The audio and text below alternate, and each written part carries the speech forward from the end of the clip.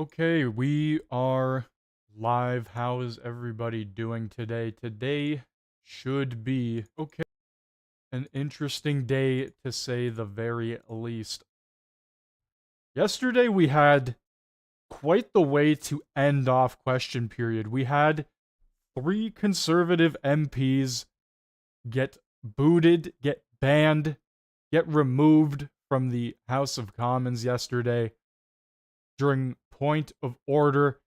Probably the most interesting part of yesterday's question period was the point of order section afterwards, where they did, like I said, ban this. Greg, sorry, did ban 3 conservative MPs. I do have a little recap here we can watch. Let's get into that before we get into anything else.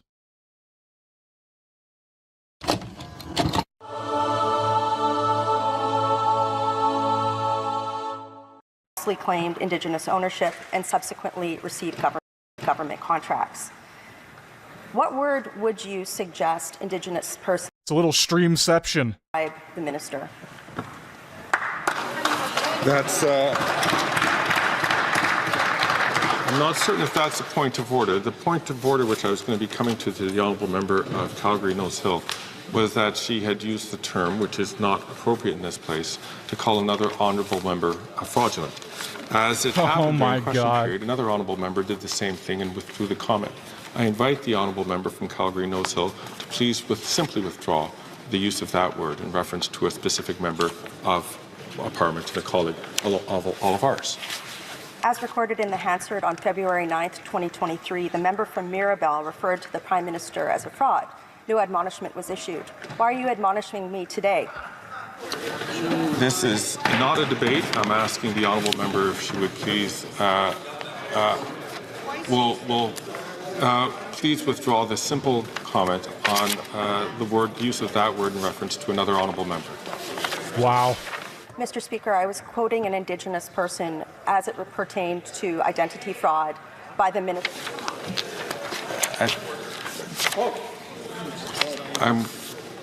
One last time, I'm going to ask the honourable member if she would please withdraw the use of that word in reference to a particular member. I do not see the honourable member rising. Ms. Rempel-Garner, I have to name you for disregarding the authority of the chair. Whoa! Pursuant to the... And this happened 2 more times to 2 more different conservative MPs. Just a little recap of what happened yesterday. Going into today's question period should be very interesting. What's up, Alan? What's up, Richard? How you guys doing today?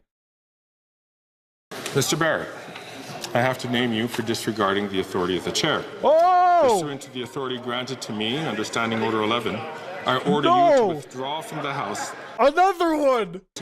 You're joining at the crazy...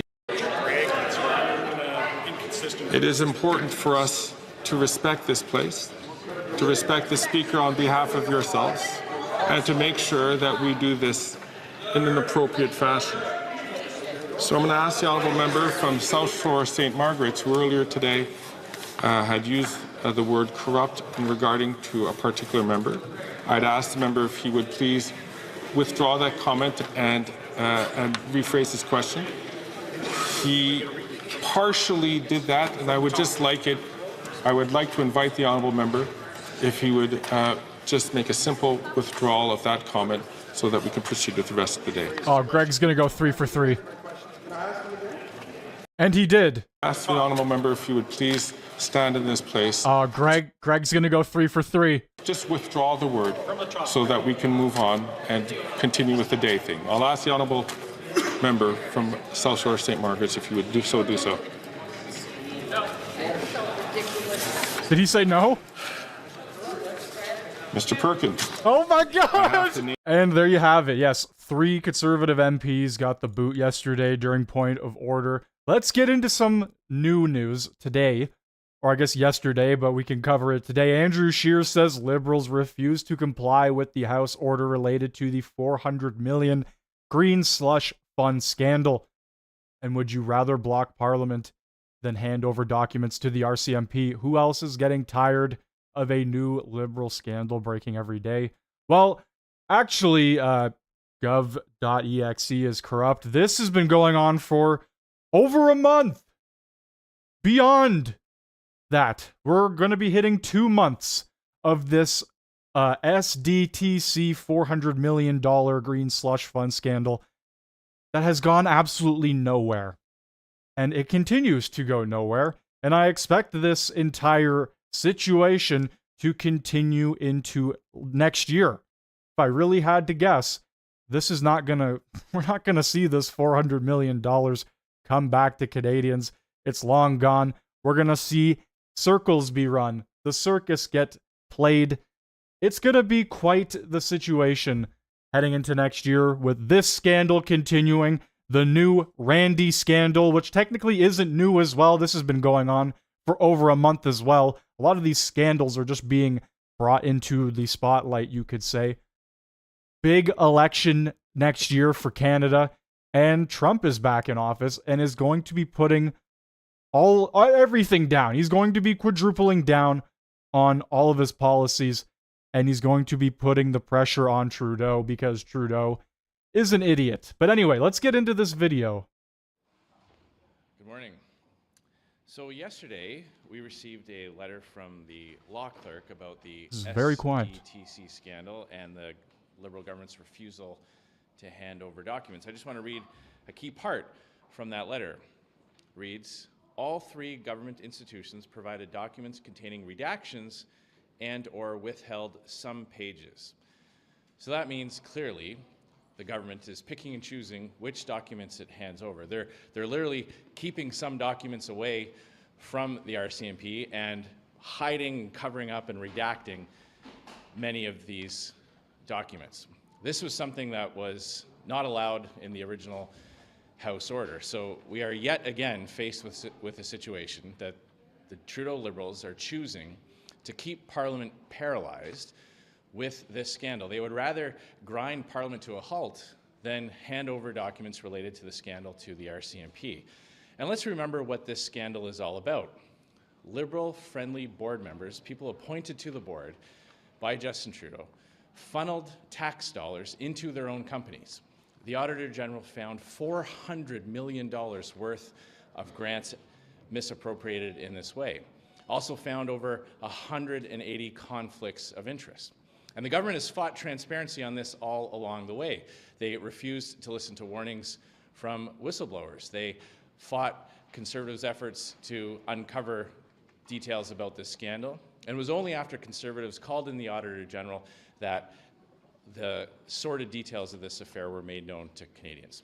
This is also a pattern from this Liberal government. Remember, they've done this before. They've kept documents hidden and redacted key pieces of information with other scandals like the WE organizations. And remember, this is the government that took the Speaker to court to prevent information from being handed over related to the Winnipeg labs. So this is a pattern with this government. They misappropriate taxpayers' dollars. They allow Liberal insiders to line their own pockets at the expense of hardworking men and women across Canada. And then when they get caught, they do everything in their power to hide the details. So yesterday's stunt by the Liberals changes nothing. They must comply with the House order to hand over all the documents so the RCMP can investigate. And yeah, I mean, I quite honestly don't think this is going to go anywhere anytime soon. It's just an absolute joke at this point, honestly.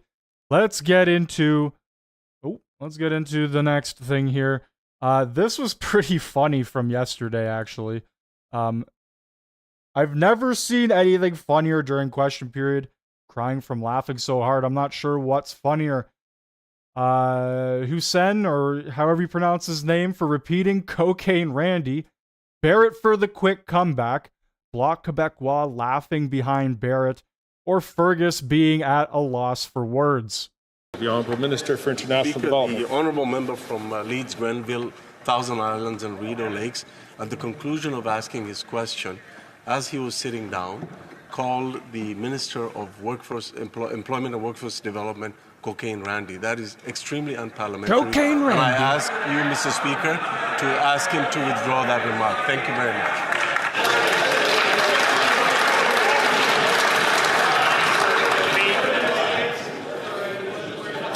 I see that the member from Leeds, Grenville, Thousand Islands and Rideau Lakes is rising in response to this point of order.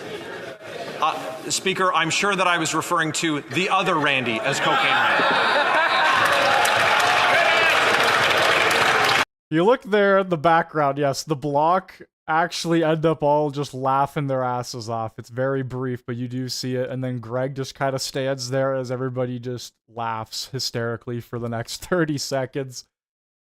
What a circus. The theatrics were pretty good last night, or yesterday. In addition to arrests and not being allowed to block the roads, Ottawa police adding the icing on the cake by issuing by-law tickets to Hamas loyalists. Hope this gives Canadians a sign of things to come. Okay, well, there's just a lot of beeping and horns, but yeah, you get the point from that video right there, getting a nice little ticket. If you have not seen the videos of the protesters getting annihilated and ripped off the road for blocking a ton of cars, literally traffic for blocks. That was a pretty great video as well. I covered that a few days ago. Breaking, an insurrection happening right now in the Senate building by pro-Palestine protesters. I guess everything is just an insurrection nowadays. I don't know. They said January 6th was an insurrection. I guess this is considered an insurrection. Everything's an insurrection now. The only thing I did notice is that the police actually did their job and they shut things down, opposed to allowing everybody to just waltz their way into the building like they did on J6. But hey, man, interesting stuff to say the very least. I don't know, man. The government is strange, that's for sure. Some international news, some, I would say, kind of important international news. This is happening again. The EU trade deal with farmers, or there is some sort of tax that is going to be implemented on farmers. And let's just say French farmers threaten chaos over this new deal. They are protesting again, spewing manure on government buildings, dumping trash everywhere. This is a repeat of what happened. I don't know if it was last year or the year before, but I wonder if some of these videos are from a couple years ago. So that's something you might need to keep in mind here. But yes, they are protesting again. They are not happy. If you know who Jeremy Clarkson is, if you've ever watched anything to do with him, specifically Clarkson's farm, he has run a farm for multiple seasons now, and the farmers, he's pretty much exposed and brought a lot of stuff to the light of day, showing how shafted farmers get by the government over in the UK. And I would only assume the same thing happens to farmers here in Canada, especially with things like the carbon tax, for example, and just soaring prices across the board. Not very good for farmers, the people that are supposed to be feeding us at the end of the day. You do not bite the hand that feeds, ladies and gentlemen. This is where the food comes from. Yeah. If the government ends farming, which is seemingly what it wants to do, yeah, where do we get our food from? Yeah. If they go on strike, then what? I don't think farmers will go on strike. No. I think there's a lot more impactful things. I think farmers can do better than that. I've got some ideas. Keep moving back, please, fella. Sorry, guys. To be, Jeremy, for farmers. Keep moving, sorry. Keep moving, please, guys. Sorry, of course we are. Sorry, guys, can we keep moving? How bad could this be for farmers, Jeremy? It's the end. In a hard right, Kenny. If you actually stop and pay attention, it's the end. What's next after this process if they don't back down? I would imagine if they don't back down, I would probably say we try and do a bit more like the French do. This is where you. Yeah, so, man, the French have already taken matters into their own hands. And you just heard there at the very end. We try and do a bit more like the French do. We'll do a bit more like the French do. So you put 2 and 2 together there. It's not looking good for government buildings probably anytime soon in the UK. So why are you here, Mr. Clarkson? Well, because I'm here to support farmers. Right. Are you angry? It's difficult to be angry on somebody else's behalf. That's like being... Yes, no, I'm not angry on someone else's behalf. Right. So it's not about you. It's not about your farm and the fact that you bought a farm to avoid inheritance tax. Classic BBC there. Classic. Is it? Oh yeah. It's not the fact that I bought a farm to avoid inheritance tax. The fact. You told the Sunday Times in 2021 that's why you bought it. These people. Sorry? BBC. Okay, let's start from the beginning. Sure. I wanted a shoot. Okay? That's even worse to the BBC. I wanted a shoot, which comes with the benefit of not having to pay inheritance tax. Now I do. But people like me will simply put it in a trust. And so long as I live for 7 years, that's fine. And as my daughter said, you will live for 7 years. You might be in a deep freeze at the end of it, but you will live for 7 years.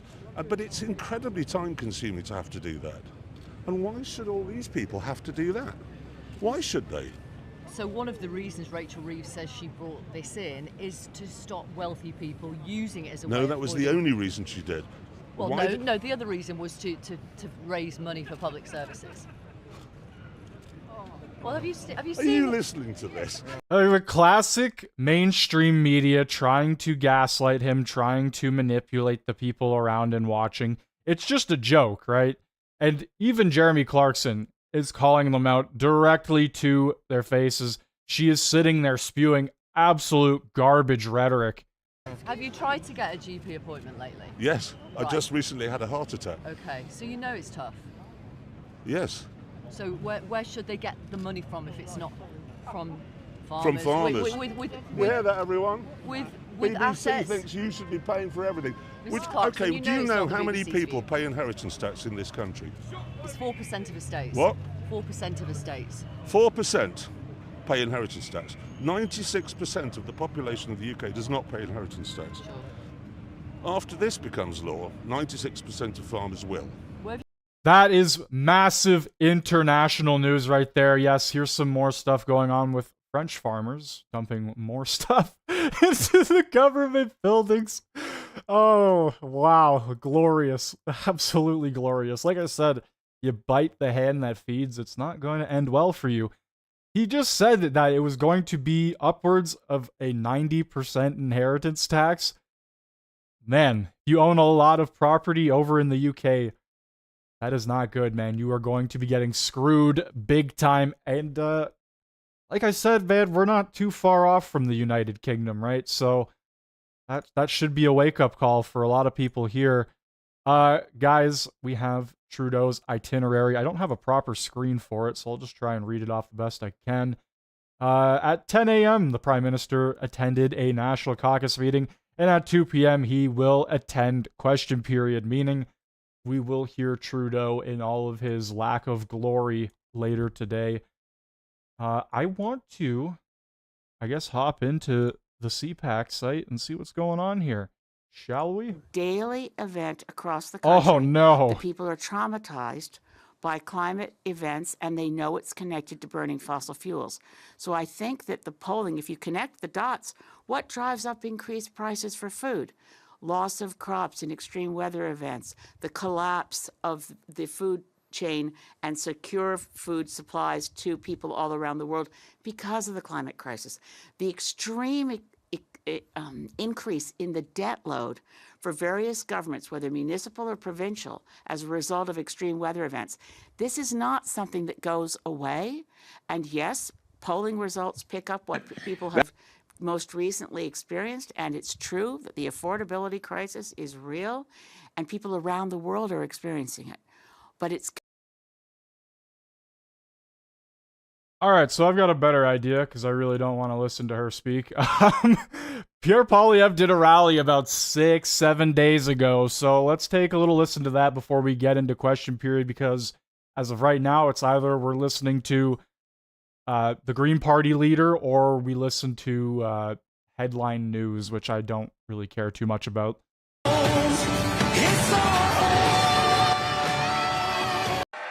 Who's ready to fix the budget? And who's ready to stop the crime? By the way, who's ready to make common sense common again?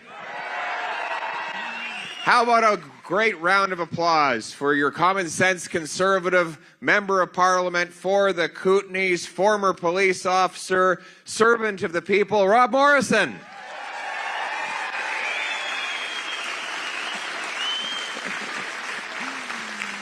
It's great to be back in beautiful British Columbia as an Albertan. As you know, I'm a member of that species of alien that invades your province. Either your lakes in the summer or your ski hills in the winter. You never see us during the spring or the fall normally. So you might wonder why this strange species is here today. But it's great to be back. Some of my best memories growing up in Calgary were when my parents, who were both teachers, would stuff us into the car and we'd go on a road trip. It would either be to the Okanagan or the Kootenays. And we would have a great camping trip. I was reminiscing about our trip to Penticton when I was a kid, and we went camping, and they just invented the Sea-Doo. And so I saw a Sea-Doo, and I was a very young kid, and I thought, geez, I need to ride one of those Sea-Doos. And I asked my dad, would you rent me a Sea-Doo? He said, it's way too expensive. You can have one of those little paddle boats instead. And so I went out in the middle of the lake, and some rich kids had Sea-Doos, and they started circling around me and laughing at me. So I went back to the shore, and I told my dad this tragic story. He said, well, I'll make you a deal. You work hard, get a job as you grow up, you can save up some money, and we'll lend you the car, and you can drive back out to Penticton and rent yourself a Sea-Doo. How's that sound for a deal?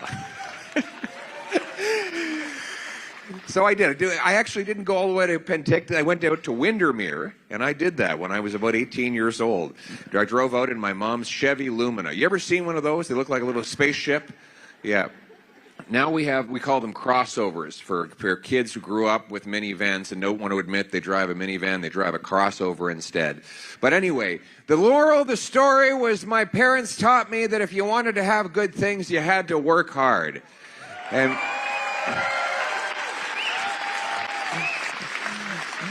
And there was a very simple deal, a promise, a Canadian promise, that if you worked hard, you could get a powerful paycheck that would buy you affordable food, gas, and homes in safe neighborhoods, right? That promise was made to every single person, whether you've been here for 5 weeks or 5 generations. You could do it. Didn't matter what your name was or where you came from. You could work hard and achieve that Canadian dream. That was the deal, but that deal, like everything else after 9 years of Justin Trudeau, is broken. Life costs more. With the worst inflation in 40 years, food prices rose 36% faster here in Canada than they did south of the border because our carbon tax applied on the farmers and truckers who brought us our food, and now 2 million Canadians line up at food banks every single month. Work doesn't pay. You make it, they take it. Housing costs have doubled, rising faster than any other G7 country. Crime, chaos, drugs, disorder, hunger, and homelessness overtake our once safe and pristine streets. And our Prime Minister divides to distract from all that he has broken. You would think the NDP would be outraged by all of this. They were supposed to stand up for the little guy. Remember that? And yet, with all this human misery and poverty raging in our streets, and with the greatest income inequality ever recorded by Stats Canada, the NDP is not calling for a change. They're protecting the power and the privilege of the people in charge. The NDP, do they have an NDP MP out here? No. In this riding? What's his name? What's his name? Canning. Never heard of him. Never heard of him. What does it look like? Tall guy? Small guy? You've never seen him either. You don't know who he is either. He doesn't. His phone doesn't work. Jeez, his phone broke down and everything. What about mail? Does he respond to letters? So he's gone missing. We're going to have to call the police and put him in the witness protection program Nobody's ever seen him. He blends into the wallpaper. But he and Jagmeet Singh are voting to keep Justin Trudeau in power. Why? Pension. Pension. Oh. Jagmeet Singh needs to get his $2.2 million pension, for which he qualifies next year, until which time he votes to keep Trudeau in power. He gets his pension. Trudeau gets the power. You get the bill. But my friends, the good news is that life was not like this before Trudeau and the NDP Liberals, and it won't be like this after they're gone. Oh, we can only hope. We're going to bring home the country we love. A country where hard work pays off. A meritocracy, not an aristocracy. A place where common sense is common again and the people are masters and the government is the servant. That is the mission that I'm on with our friend Rob Morrison. We have a common sense plan to achieve it. Axe the tax, build the homes, fix the budget, and stop the crime. Let's start with the tax.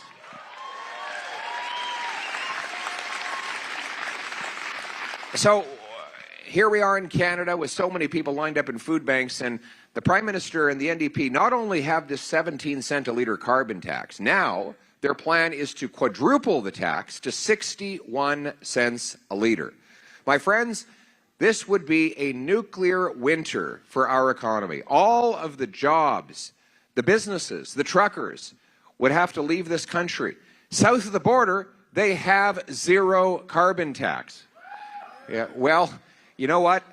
You can just imagine them popping the champagne at the Trump Tower in New York if Trudeau gets in with a 61 cent a litre carbon tax, because they'll know Donald Trump will be on the phone calling our trucking companies, our factories, our mining enterprises, and saying, come down south, pay no carbon tax, we'll take your money and jobs and leave the poverty behind.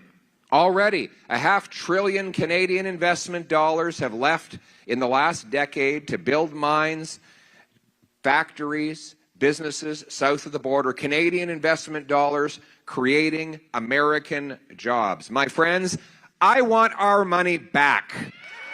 We're going to bring it home. We all want our money back. And it starts with axing the carbon tax to lower the cost of gas, heat, and groceries. Let me tell you briefly the story of Suntech Tomatoes, the little miracles of Manotick. They have a greenhouse south of the village of Manotick. They pay carbon tax on the CO2 they release into the greenhouse, even though it is absorbed by the plant life. It doesn't go into the atmosphere. Apparently, Trudeau missed that day in science class. And so the result is that it's more expensive to buy a Manotick tomato in Manotick than a Mexican tomato in Manotick. So the price signal the government sends is for the customer to pay for the tomato that had to be shipped by truck and train, burning fossil fuels right across North America, instead of buying the cleaner, greener tomato that comes from right down the street. No wonder our diets are getting worse and worse. More processed crap, more cheap foods that when we grew up, we could eat better and more nutritious, locally harvested foods, because we didn't have all these taxes and all of this government-imposed inflation.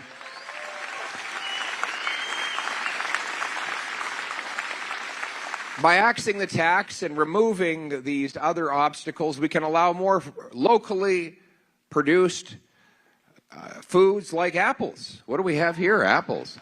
An apple a day will keep the woke journalists away.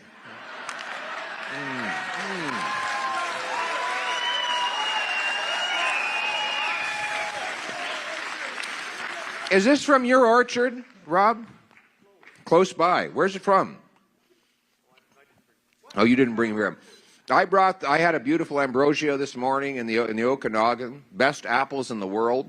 We want to grow those more affordably. By axing the tax, we'll make that possible. But in order to have affordable prices, you need sound money. We don't have that now. You know how much cash we've created in the last 4 years in Canada? $700 billion. So the amount of money in our economy, bills, coins, and bank deposits, has gone from $1.8 trillion to $2.5 trillion in 4 years. That's a 40% increase in the supply of money, during which time the real economy grew by 4%. So we're growing the money supply 10 times faster than we grow the stuff that money buys. So if you have an economy with 10 apples and $10, it's $1 an apple. You double the number of dollars in the economy to 20, but there's still only 10 apples. You're not twice as rich. It's just that each apple now costs twice as much because those dollars have to compete to buy the fixed supply of goods. So when the government creates cash, it creates a temporary sugar high for the economy. But what comes after that? A crash, because everything goes up in price. Now, this is good if you're a billionaire, because your fancy watches, your fancy wines, your art pieces, your stocks, your speculative land holdings, all of them inflate, and wealth then concentrates in the hands of the very few. But it is terrible news for the wage earner or the pensioner whose purchasing power goes down. It is a transfer of wealth from the have-nots to the have-yachts. That is what inflation is, and it is the reason why we have such a big gap between the rich and the poor. Government-induced inflation destroying our money. When I'm Prime Minister, we will fix the budget by capping government spending with a dollar-for-dollar law that requires we find $1 of savings for every new dollar of spending. This will eliminate the need for money printing.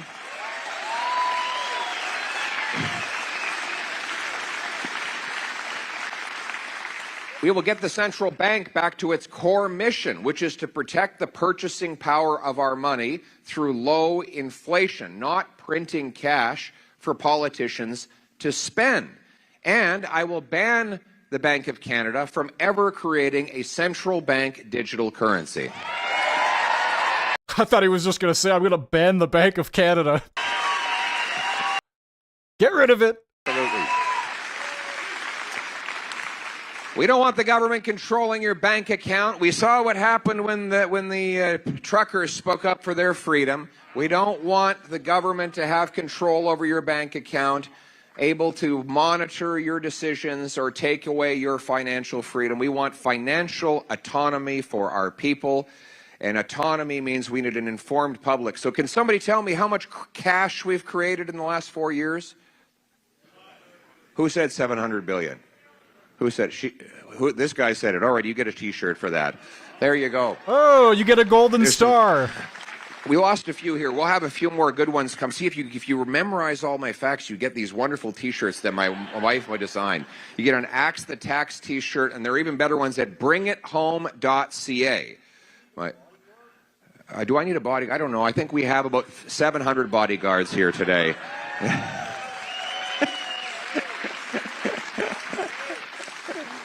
I feel pretty safe, but yes, we've got great people here protecting us and standing up for our community. And I feel very welcome here in your community. Thank you very much, Castlegar, for having me.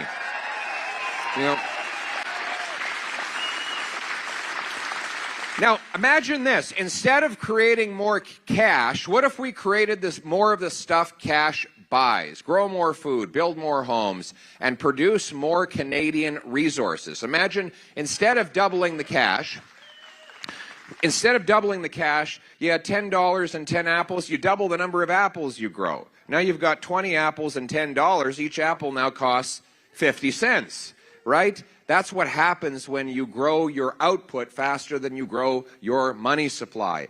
So the other half of the ledger is that we have to unleash the productive forces of our economy to grow our economy. And we should have no problem doing that. There is no excuse for the fact that we're becoming poorer, that the fact that we have a smaller per capita GDP than we did 10 years ago, the fact that we are falling behind most of the developed world, that we are becoming one of the poorer developed countries, is inexcusable. Think about it. We have the third biggest supply of oil, the fifth biggest supply of natural gas, the biggest supply of fresh water, the fifth biggest supply of farmland per capita, the biggest supply of uranium. We have not one, not two, not three, but 4 coasts. We live next to the biggest military and economic power the world has ever seen. We should be the richest nation on earth.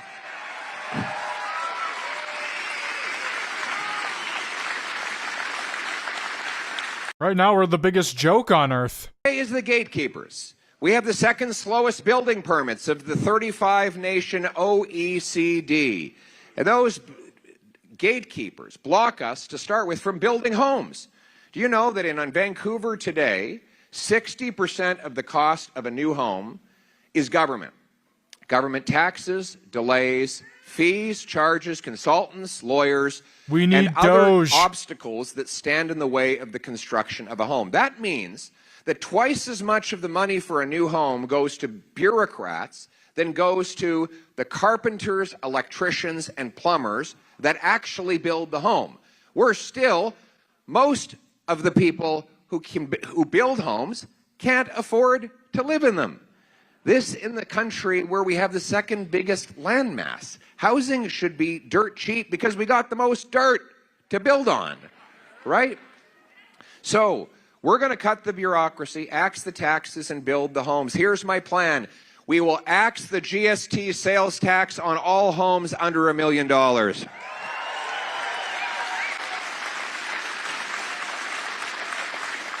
For a home going for, say, 600 grand here in this community, you would save $30,000, and that would mean over $1,000 a year in lower mortgage payments. This tax cut will also stimulate 30,000 additional homes built across the country every year. I've now written every premier in the country saying they should match my tax cut, take the provincial sales tax off, and that would mean over $100,000 of savings on a new home.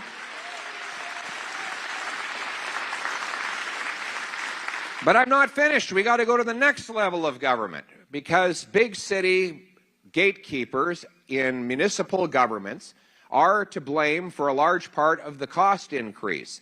They impose these slow permits and high development charges.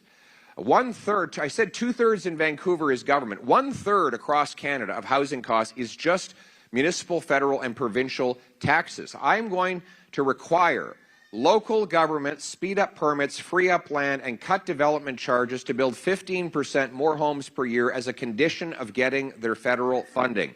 Those that beat my target will get a funding bonus. But let me put the word out to the big city politicians in Vancouver, Toronto, and elsewhere.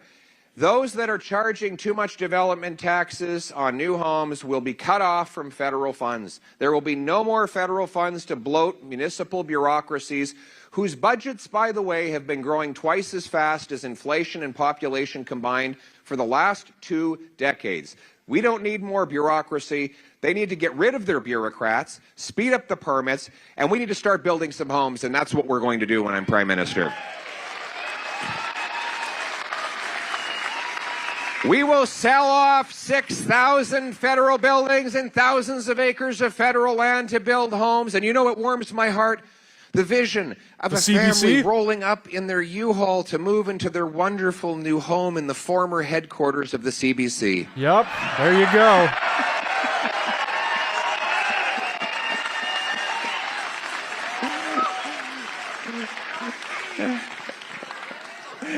And we're not just going to build homes, we're going to develop our resources.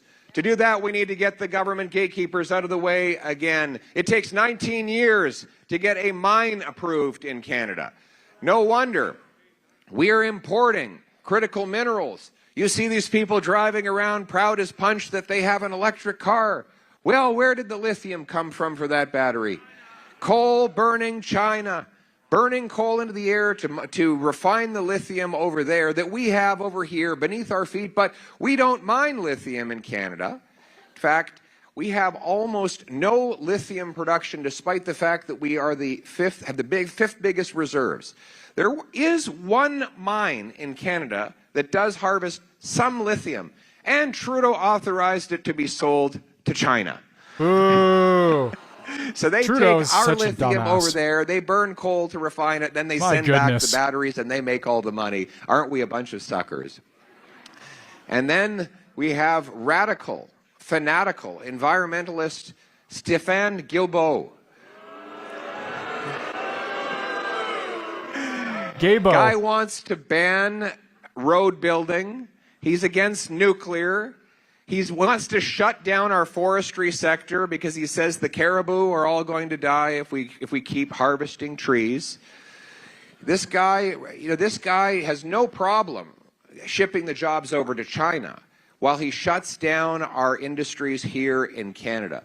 When I'm Prime Minister, we're going to reverse everything he's done. We will repeal.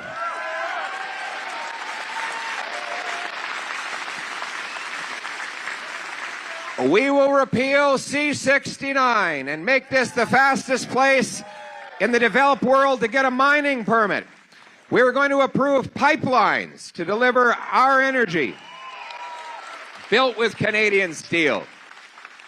We're going to approve natural gas liquefaction plants. We've got 1,300 trillion cubic feet of natural gas in Canada. The world desperately needs it, and the price is 5 times higher in Asia as it is over here. Trudeau says there's no business case. When you can buy something for $1 and sell it for $5, I think that's a pretty good business case. So do the Americans. The Americans have built 7 liquefaction plants in the last decade. The Qataris have doubled their production. The Germans built an import terminal for LNG from concept to completion in 194 days. That's how long it takes to get the application form here in Canada. And meanwhile, we've had the Greeks, the Germans, the Japanese all send their leaders here to ask for our natural gas. When I'm Prime Minister, we will rapidly approve these projects. We have massive technological and meteorological advantages. Why? We have clean hydroelectricity to power our liquefaction plants. We have, what else does it take to liquefy gas? Cold weather. What do we have in Canada? Oh, stop your complaining. It's not that cold here. Try coming to Ottawa. You see how cold it got last winter? We even saw Justin Trudeau with his hands in his own pockets. Oh, I've heard that one before. Actually, I've heard a lot of the things he's saying before. Somebody better keep this man accountable because he's promising a lot. Weather actually makes it 25% cheaper to liquefy gas than it takes to do it in the U.S. Gulf Coast. And it takes half the time. It takes 20 days to ship gas from the U.S. Gulf Coast to Asia. It takes 10 days from the west coast of British Columbia. In other words, half the shipping time, 25% weather advantage, clean hydroelectricity, an abundant supply. That's why I will issue rapid permits to build LNG. We'll ship it off to Asia to displace Asian coal and reduce global emissions by 2.5 billion tons. By displacing that coal, it's more than Canada emits an entire year. My friends, we'll ship it off to Europe, break European dependence on Putin, and turn dollars for dictators into paychecks for our people in this country. That's another promise.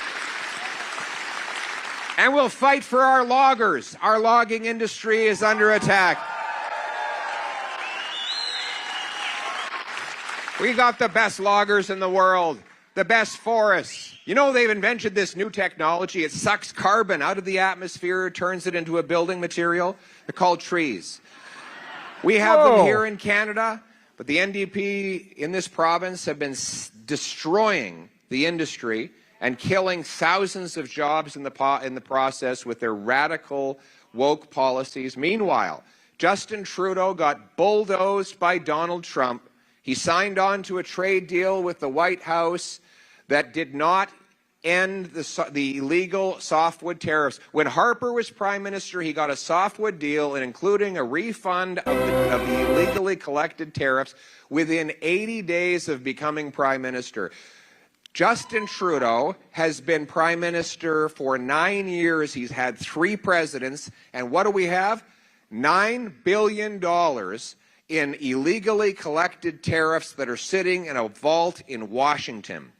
When I'm Prime Minister, I will stand up and fight for our softwood industry to get our $9 billion back and our jobs.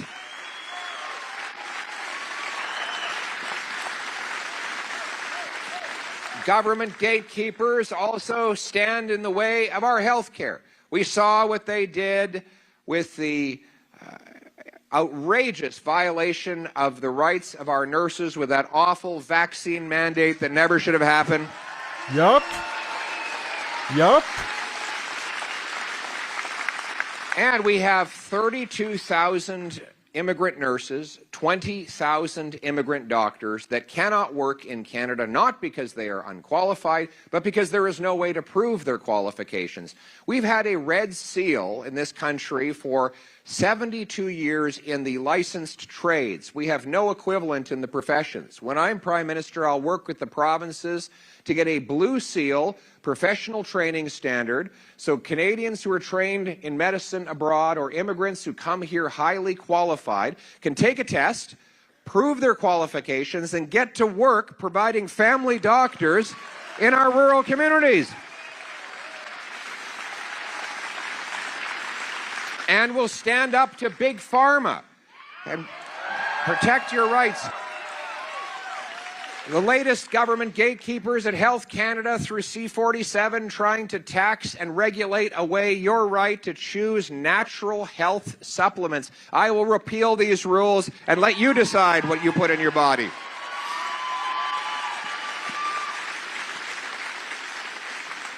We're going to remove the government gatekeepers at CRA. The tax system is the biggest gatekeeper of all, punishing hard work, leaving more money, putting more money in the hands of government bureaucrats where it goes to die, and discouraging people from improving their lives. Listen, there's a beautiful meme on the internet. It was a man explaining to his little boy what a tax form was. And the boy was crying. He said, "Dad, what's a tax form?"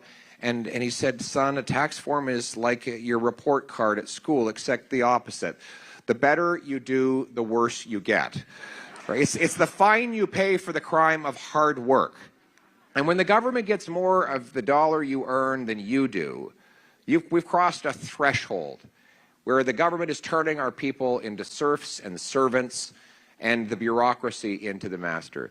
We have got to cut the taxes to reward hard work. I will pass a bring-it-home tax cut on work, investment, and making things in Canada with the explicit goal of allowing you to bring home more of your paycheck while we bring home more of our industry to this country.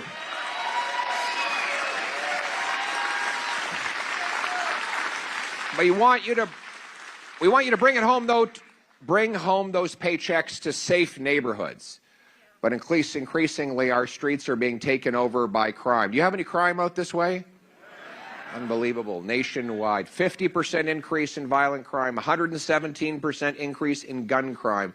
We've now lost more people to drug overdoses in the last decade than we lost as soldiers in the Second World War.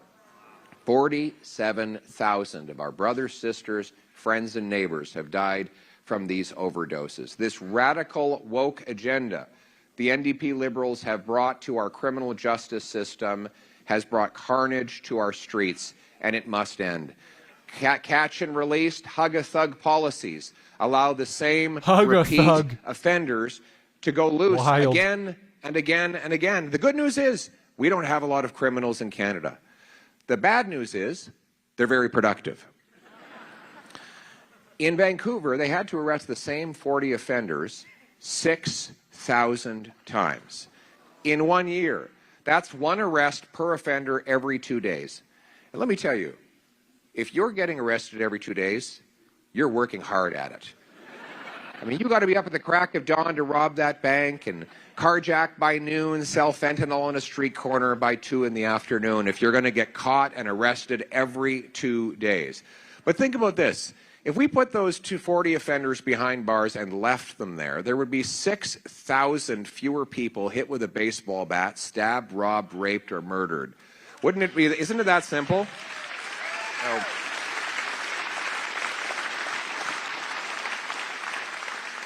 So how many times were these 40 offenders arrested in a year? 6,000. I heard a lady's voice over there. Was that you?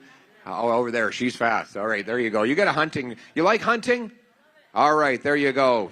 Hold up the shirt. Show them what you got there. That's a Protect Our Hunters shirt. Any hunters in the crowd? Right on. Protect the hunters. So here's my common sense plan for the criminals. We're going to pass a law that says repeat violent offenders will be ineligible for bail, parole, house arrest, or probation. It will be jail, not bail. Jail, not bail. We will secure the borders with high-powered scanners that look into the shipping containers so that we can intercept the drugs and guns from coming in and the stolen cars from going out. And we will pay for it on the dollar-for-dollar principle by canceling the multi-billion-dollar outrageous and unjust gun grab. Our sports shooters and hunters will be able to keep their firearms. From Vancouver, Granville. Mr. Speaker, I rise today to pay tribute to Alrighty. John Horgan, British Columbia's former premier Question and Canada's ambassador to period, Germany, everybody. who passed Coming away up. far too soon on November. I was a brief cutoff. I apologize. Maybe we can get into Pierre's rally a bit later, but we're about to see Pierre and Trudeau duke it out live right now within the next 5 to 10 minutes. So don't go anywhere. The two are inextricably linked. And that's what we loved about John. Even as a federal Liberal, I admired his pragmatism and his passion, his ability to cross traditional boundaries of politics to build a coalition of British Columbians that dared to build a better future. And our province is better off having had John Horgan as our premier. To his wife Ellie and his children, I send, on behalf of all of us in this House, our sincere condolences. Thank you for sharing John with us. Rest in peace, John. May your memory live long and prosper.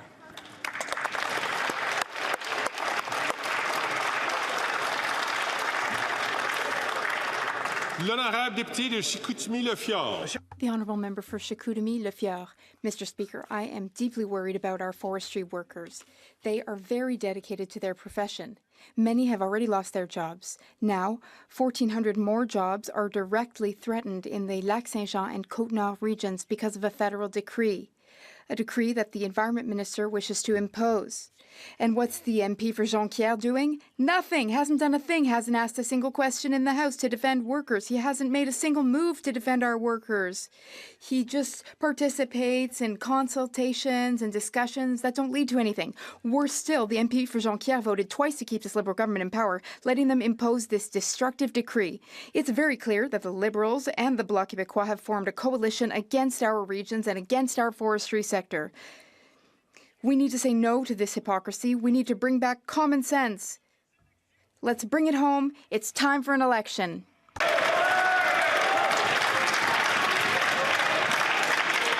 L'honorable député de Sherbrooke. The Honourable Member for Sherbrooke. Thank you, Mr. Speaker. Order, please. L'honorable député de... The Honourable Member for Sherbrooke. Thank you, Mr. Speaker. On July 24th, a great Sherbrooke woman passed away at the age of 94. Liliane Poulin was very involved in politics in Sherbrooke. She was a seasoned volunteer who was driven by her convictions and her deep belief in democracy.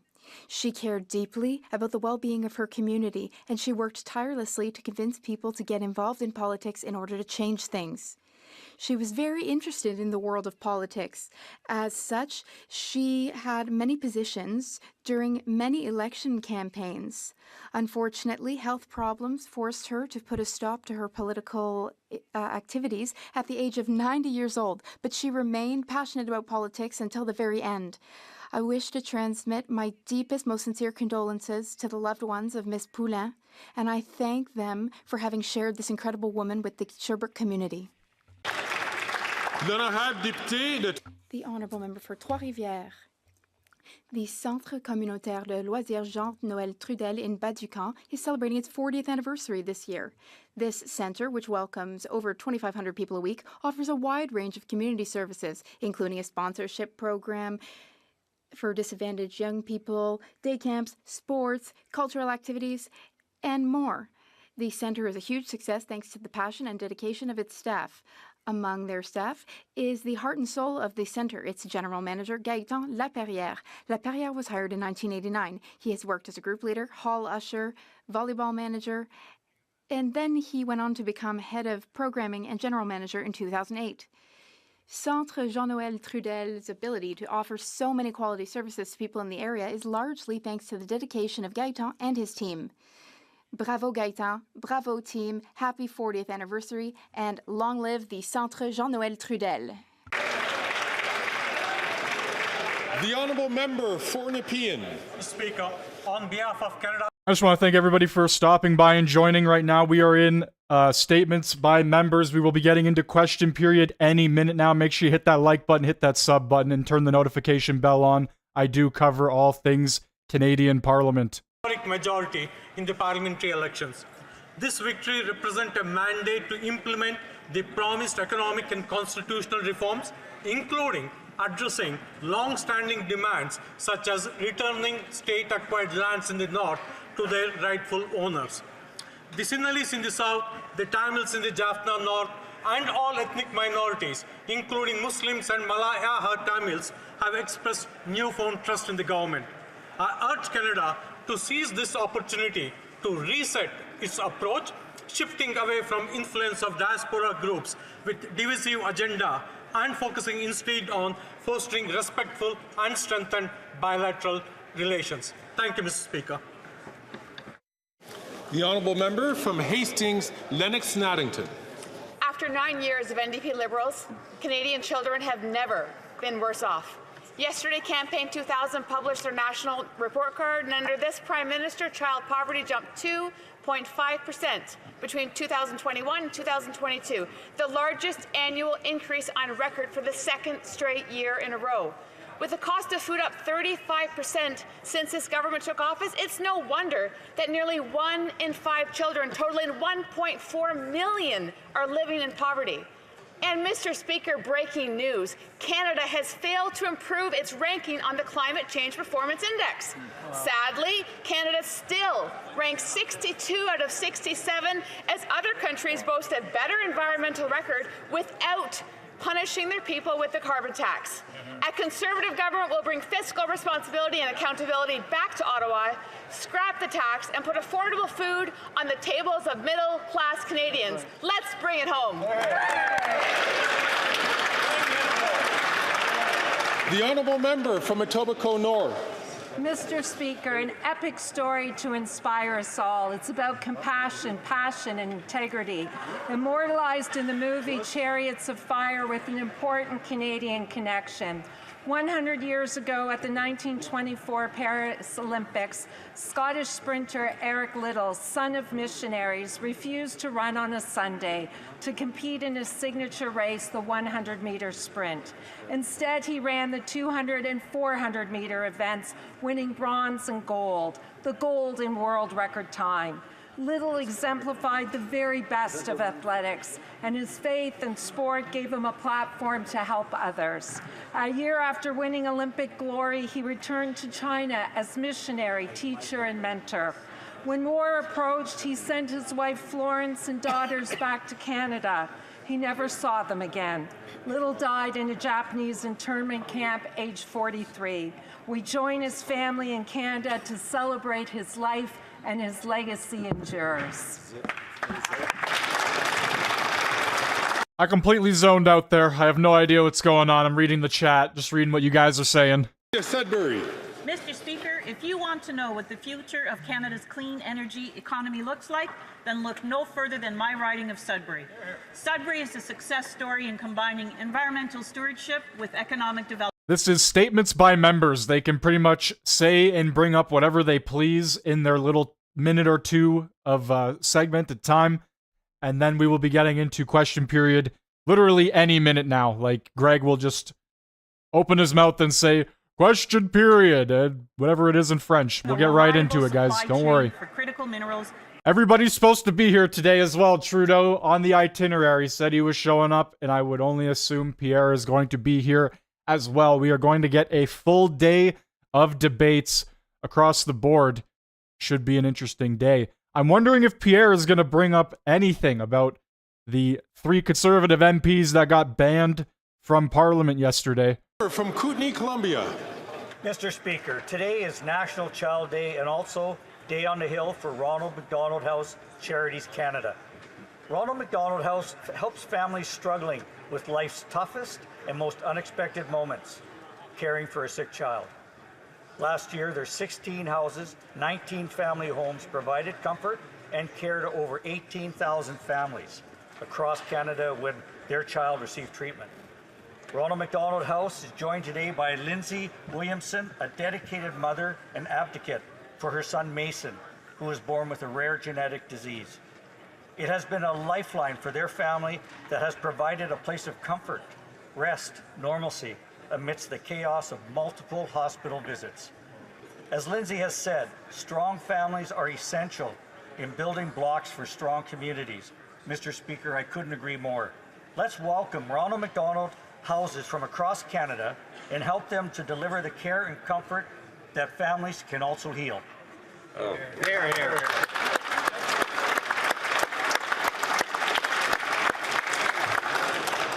The honourable member from Willowdale. Mr. Speaker, Canadians know that foreign interference poses a grave threat to our democracy.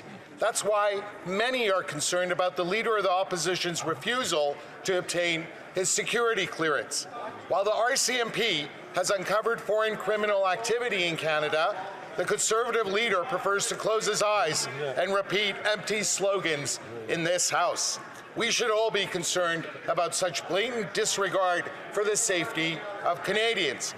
Every other party leader in this House has acted with vigilance by obtaining their security clearance to stay fully informed. So I'd like to suggest that rather than obsess about maintaining tight control over his caucus, as reported in today's Globe and Mail, the Leader of the Opposition expend his energy on immediately applying for his security clearance. National security has to remain every member's priority. Thank you, Mr. Speaker. The honourable member from Kamloops, Thompson, Caribou. Mr. Speaker, this government is putting Paul Bernardo ahead of victims. First, the transfer to medium security in the dead of night to a jail with cushy conditions, including a hockey rink that doubles as a tennis court. No advance notice was given to victims. The latest issue is that the victims, including the French and Mahaffey families, are now being told that they can't attend Bernardo's hearing next week in person. This is the right that every victim should have to present their victim impact statement in person. The parole board's reason? Security. They won't say what security is at issue, though. The Correctional Service of Canada has an army of officers available to assist, but they choose to hide, to obfuscate. Why? I believe it's because they want to hide the true lax conditions of Bernardo's incarceration. They bend over backwards for Paul Bernardo while ignoring the basic rights of the victims' families. The French and Mahaffey families and all victims have been through enough. Why is this government re-victimizing them? The honourable member from Battle River, Crowfoot. Mr. Speaker, reading Canadian political news right now makes binge-worthy political dramas on Netflix look tame. Here's the plot. There are allegations of fraud, arson, destruction of records, grounded private jets, missing witnesses, and unfulfilled contracts. Scandals with the now just former Minister of Employment are stacking up. He claimed to be Indigenous, even though he was not, but he certainly wanted to be because he netted millions in contracts that were supposed to go to Indigenous-owned businesses. It's been revealed there were connections between that former minister and an international drug smuggling ring, and claims that the so-called Randy that he kept denying that he wasn't netted millions in government contracts. That minister may be out, but Mr. Speaker, here's the brass tacks of the situation. It's time for Canadians to put that morally questionable and corrupt government on notice. It's time for a carbon tax election so that Canadians can elect a common-sense conservative government to restore order, accountability, and bring home a country that actually does the work Canadians expect.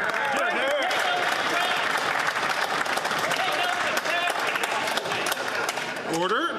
The honourable member from Surrey, Newton. Mr. Speaker, Canadians elect MPs to represent their communities in Ottawa, not to serve their party leaders' interests. But the Conservative leader does not seem to care. After more than 18 Conservative MPs advocated for Housing Accelerator Fund to support their communities, the opposition leader imposed gag orders, silencing his MPs from pushing for federal funding because he wants to slash housing initiatives across this country. Surrey residents cannot afford the Conservative leaders' reckless plan to cut our $95 million agreement that would unlock 16,500 new homes over the next decade. It is time for Conservative MPs to stand up to their leader and fight his cuts to their community so we can solve the housing crisis.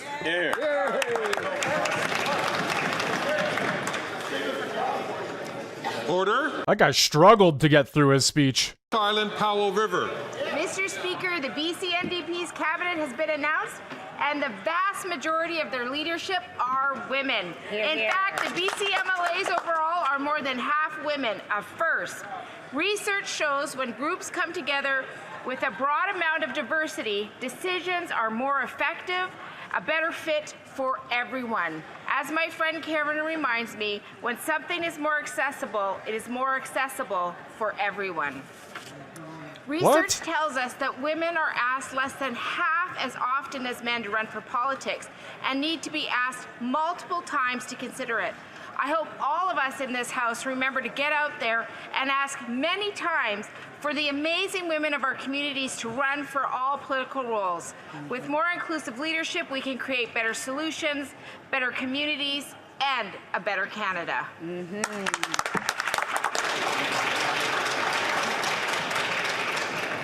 L'honorable député d'Abitibi-Bay. The Honourable Member for Abitibi-Bay James Nunavik EU. Mr. Speaker, today is National Children's Day. This is an opportunity, a very important one, to remember that children are the future of our society and they deserve our utmost care and protection. Unfortunately, too many children still live in precarious conditions, with unequal access to education, quality health care, a balanced diet, and a healthy environment. Poverty, abuse, and lack of resources are realities that many of our children face on a daily basis. It is our responsibility to offer them a better future. The Bloc Québécois would like to take this opportunity to remind the federal government of its promise to invest $1 billion in meals at schools. The federal government, though, has yet to transfer a single penny to Quebec. On this day, let us renew our commitment to defending children's rights and to building a fairer environment and world for them. Thank you, Mr. Speaker.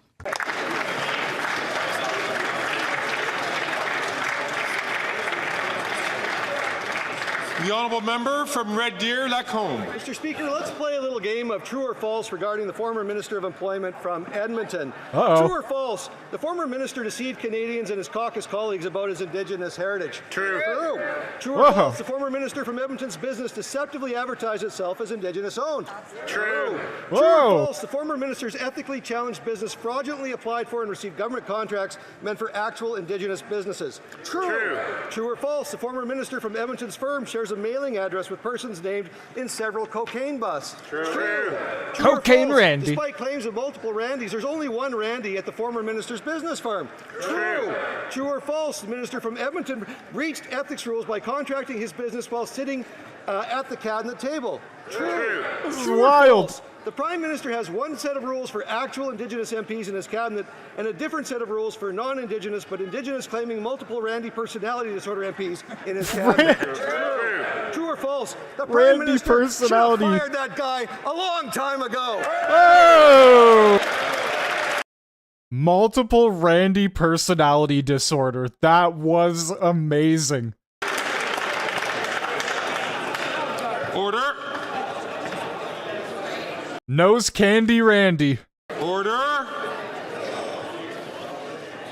The honourable member from Hamilton Mountain. Thanks to some excellent work by Radio-Canada reporter Christiane Noël, we learned this week that Conservative MPs are being muzzled by their leader. I quote, "The man who promised during his leadership run to make Canada the freest country in the world maintains tight control over the actions of his caucus members. One Conservative told CBC, everyone is being watched. What we say, what we do, who we talk to, we're told not to fraternize with MPs from the other parties, and that's not normal. The Conservative leader won't even let his members advocate for the Housing Accelerator Fund in their ridings. Money for housing for the people who voted them into office. I know my riding of Hamilton Mountain, the Housing Accelerator Fund needs $93 million for 9,000 new homes over the next decade.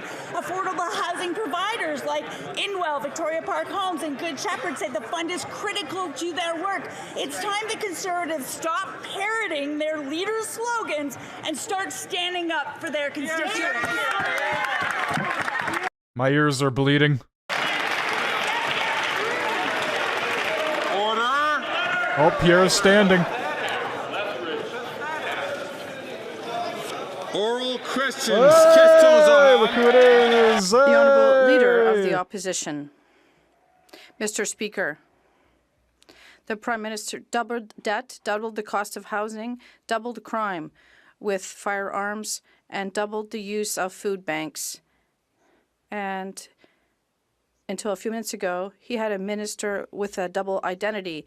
Is the Prime Minister aware of the fact that the minister in question directed his company when he was in cabinet, and he said he was falsely Indigenous? He's aware of this, and he defended and kept this minister in cabinet. Why did the Prime Minister, why is he so determined to protect the corruption of this minister? The Right Honourable Prime Minister.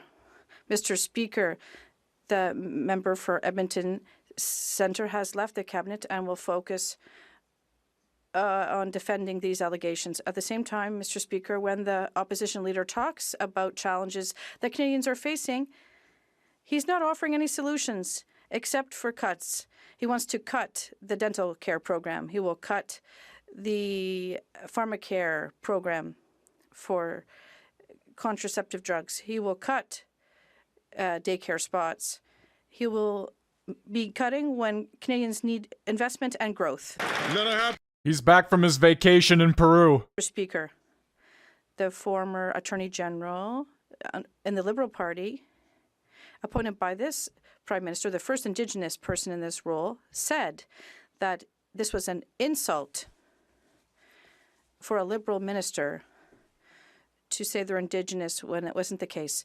But let's look at the different treatment of these two people. Why did the Prime Minister let go of a true Indigenous woman for having to tell the truth while supporting a false Indigenous minister who said falsehoods? The Right Honourable Prime Minister. Mr. Speaker, for a leader who says he's concerned about people telling the truth, it's interesting to see that he is muzzling his caucus to not allow them to express their concerns with respect to investments in their community. Today we've learned, Mr. Speaker, that he doesn't allow free expression to his own members. Mr. Speaker, we're here in this place to raise our voices for our communities, but he wants his members to be speaking only his voice in their communities, and that's not how things work. The Conservative members should say what they think really. The Honourable Leader of the Opposition. This Prime Minister in 9 years doubled housing costs, doubled the debt, doubled gun crime, doubled food bank use, and up until a minute ago, he had a minister with a double identity. The Prime Minister knew the minister was directing his business illegally from inside cabinet. He knew the minister had claimed there was another Randy when there was no other Randy. He knew that the minister had falsely claimed to be Indigenous in order to take money away from real Indigenous people, and yet he stood by him up until yesterday. Why is it that he always stands up for corruption on his own side? The Right Honourable Prime Minister. Speaker, the member for Edmonton Centre has stepped down from cabinet to focus on clearing these allegations. Mr. Speaker, the Leader of the Opposition talks about the importance of speaking up. The reality is his MPs are no longer voices for their communities. They are are his voice in their communities. That's not how this place is supposed to work, Mr. Speaker. We are focused on making sure that we're investing in Canadians, supporting them with the kinds of supports for housing, supports for dental, supports for childcare that Canadians need, while all he offers is cuts and austerity. That's right. The Honourable Leader of the Opposition.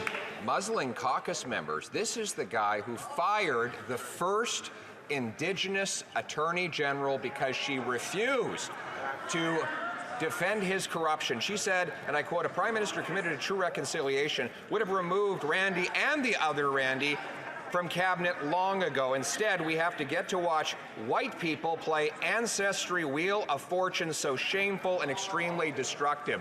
Jeez. Why is it that he fired a real Indigenous minister for telling the truth while trying to keep in place a fake Indigenous minister who told falsehoods? The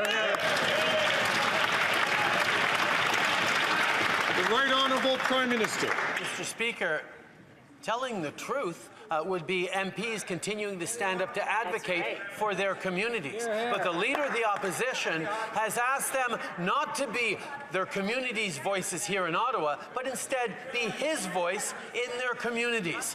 This is supposedly the party of freedom and freedom of speech, but he's muzzling his MPs. He's not letting them talk to the media. He's not letting them talk to committees.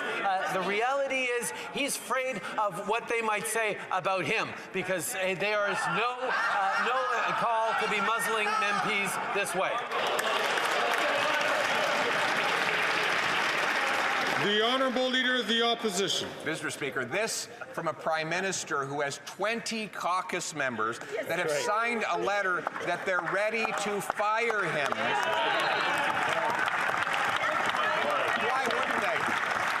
This is the guy who's doubled housing costs, doubled gun crime, doubled food bank use, doubled the national debt, kept in place a minister with a double identity. Even his own caucus members know he's not worth the cost, crime, or corruption. So if he's not afraid of anything, why doesn't he call a carbon tax election like Canadian?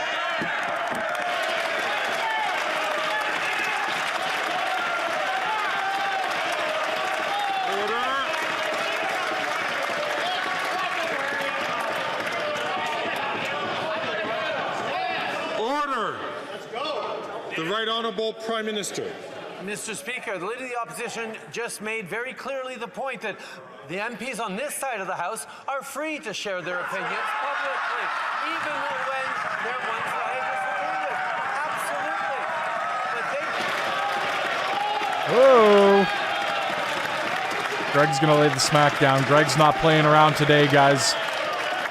Yesterday got too out of hand.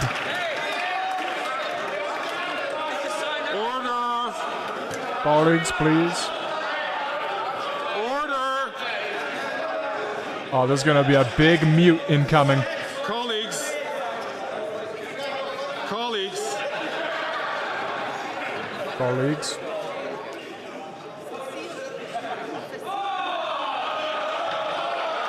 Colleagues. Whoa. Oh, this is gonna be a wild question period if you are tuning in right now. Colleagues, the more time that we spend here in the chair interrupting the process so that we get order in the House, the fewer questions we will be able to have and fewer answers we'll be able to have in question period. So please control yourselves today. The Right Honourable Prime Minister from the top.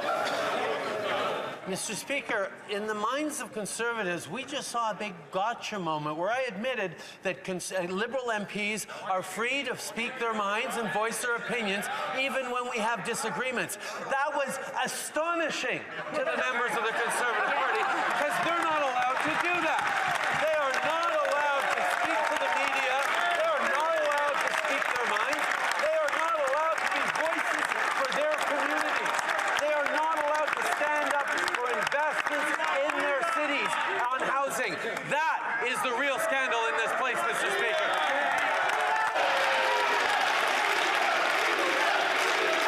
Order! Whoa!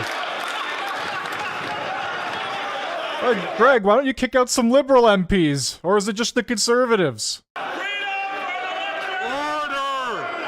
Holy crap, guys. What a wild question period. It has literally just begun. It has literally just begun. I am...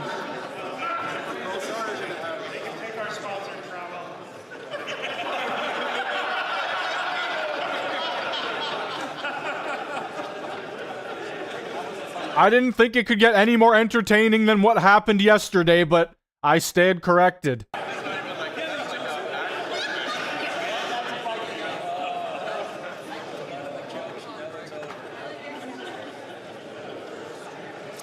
The Honourable Member for Bellage-Chambly. Mr. Speaker, every day this House shows Quebec why we really need to get out of here. Then go. In the meantime, we have to repeat that the four parties in this House supported Bill C-282 on supply management, one of the rare consensus we still have here. 2 senators are blocking it. For the Prime Minister, is the Senate worth more than the vote of all elected officials from Quebec? The right on Yeah, like, stop threatening us with a good time. Just leave. in this House, like the bloc leader has underscored, we all have supported unanimously protecting supply management, almost unanimously. On this side of the House, we are in favor of it. But the reality is that the Senate is doing its work. It is looking at this bill, and we will not accept any bills that minimize or take away the obligation of this chamber to protect supply management in any future trade deals. We are clear on this. Regardless of the work of the Senate, the desire of the chamber is clear. Then I have... The honourable member from Bellage-Chambly. Mr. Speaker, democracy has spoken, and yes, there are some 50 Conservative members that voted against supply management. Nevertheless, to try to solve this imbroglio, I will remind everyone else this. I will go to the Senate to meet with senators in person. Can the Prime Minister also meet with these senators himself? The Right Honourable Prime Minister. Mr. Speaker, I often meet with senators, and I'll continue to do so. But on this particular issue, I want to be absolutely clear. We will always protect supply management, regardless of the opinion of senators. We will defend, that was ironic, but we will defend the integrity of our supply management system, even when we negotiate new trade deals. The honourable member from Burnaby South. You know, families are telling me, they're telling me that their cell phone bills and their internet bills are so high that they have to cut back on monthly costs, like their swimming lessons for their kids. The Liberals are hurting Canadians by taxing essentials. And King Cut and the Conservatives are going to make things even worse. They want to cut the benefit for children, the child benefits, that can lose families $600 a month. Now, will the Liberals stop taxing essentials like cell phone and internet bills right now? The Right Honourable Prime Minister. If the NDP wants to join us in making life more affordable for Canadians, all they have to do is put an end to the obstruction of the work of Parliament that the Conservatives are leading on. Parliament is supposed to do the work of Canadians in making their lives better, but with the Conservative Party's obstruction, there are bills being slowed down, there are measures around dental care, around Indigenous services, school foods. These are things that we need to unblock in this House, and if the NDP will help us stop the obstructionism by the Conservatives, we can deliver for Canadians.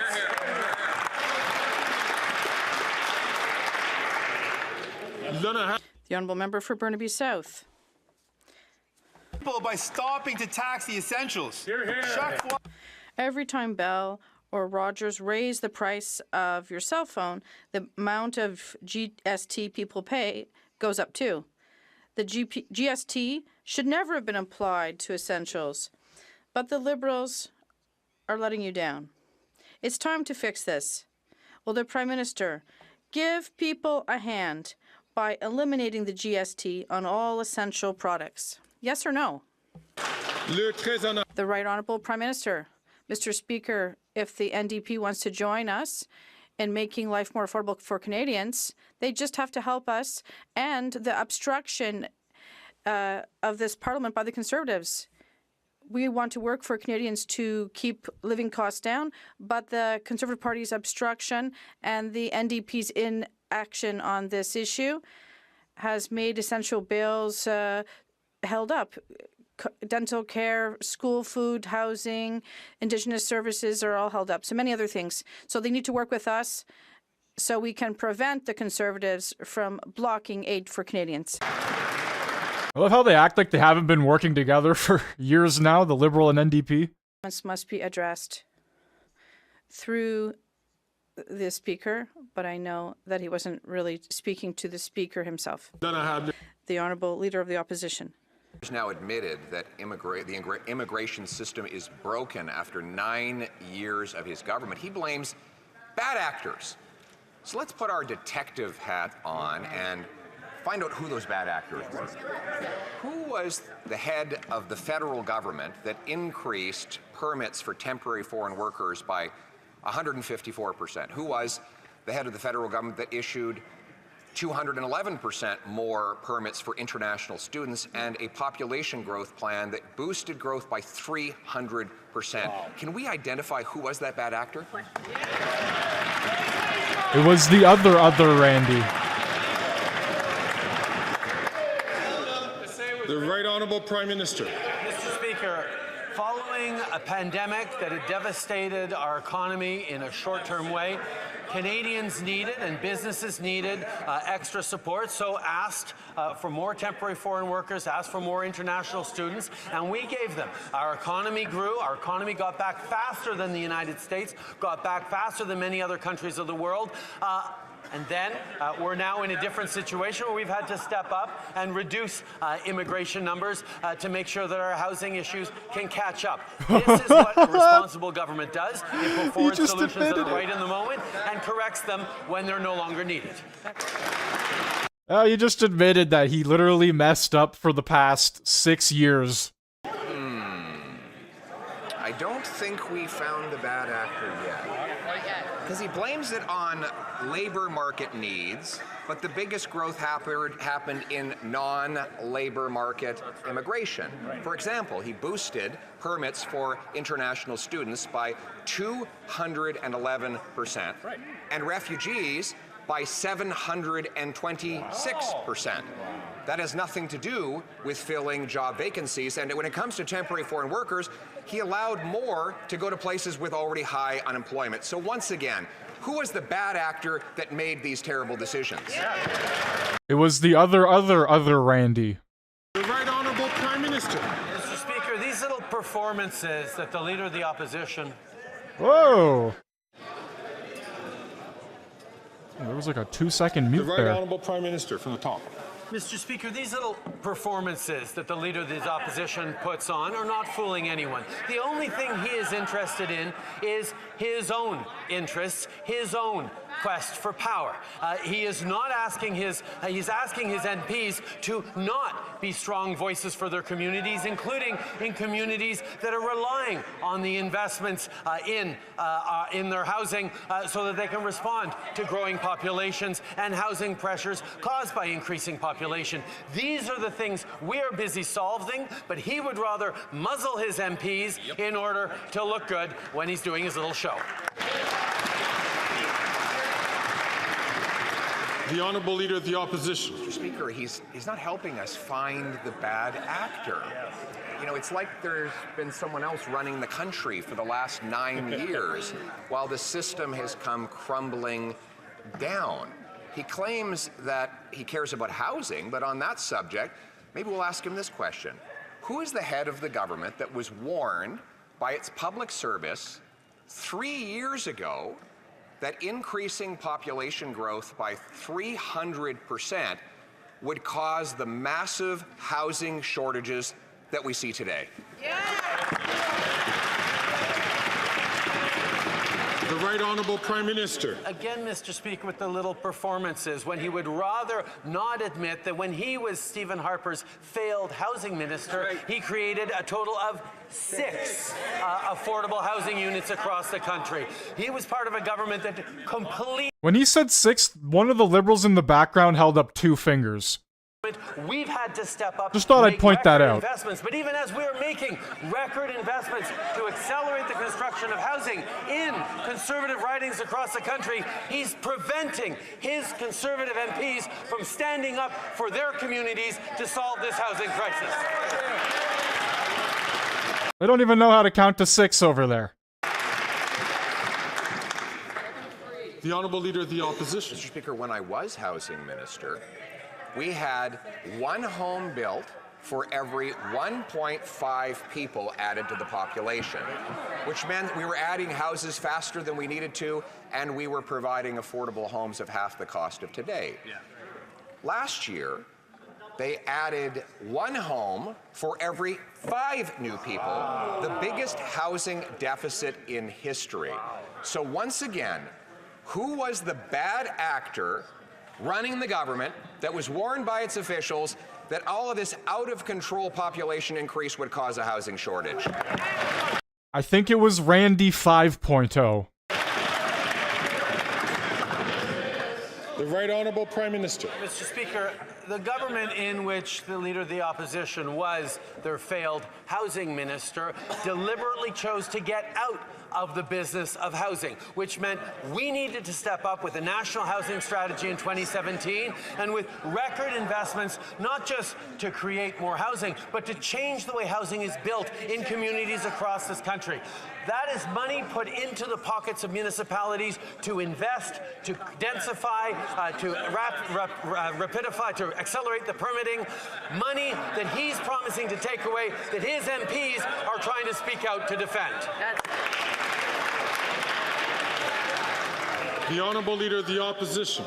Mr. Speaker, when I was housing minister, housing was half the cost. When I was jobs minister, I actually cut down the number of temporary foreign workers to make sure Canadians got the job. But the bad actor he's referring to is the same head of government that allowed 211% more study permits for people who weren't supposed to be working. He allowed 154% more temporary foreign workers while Canadians were looking for jobs, and 726% more refugees.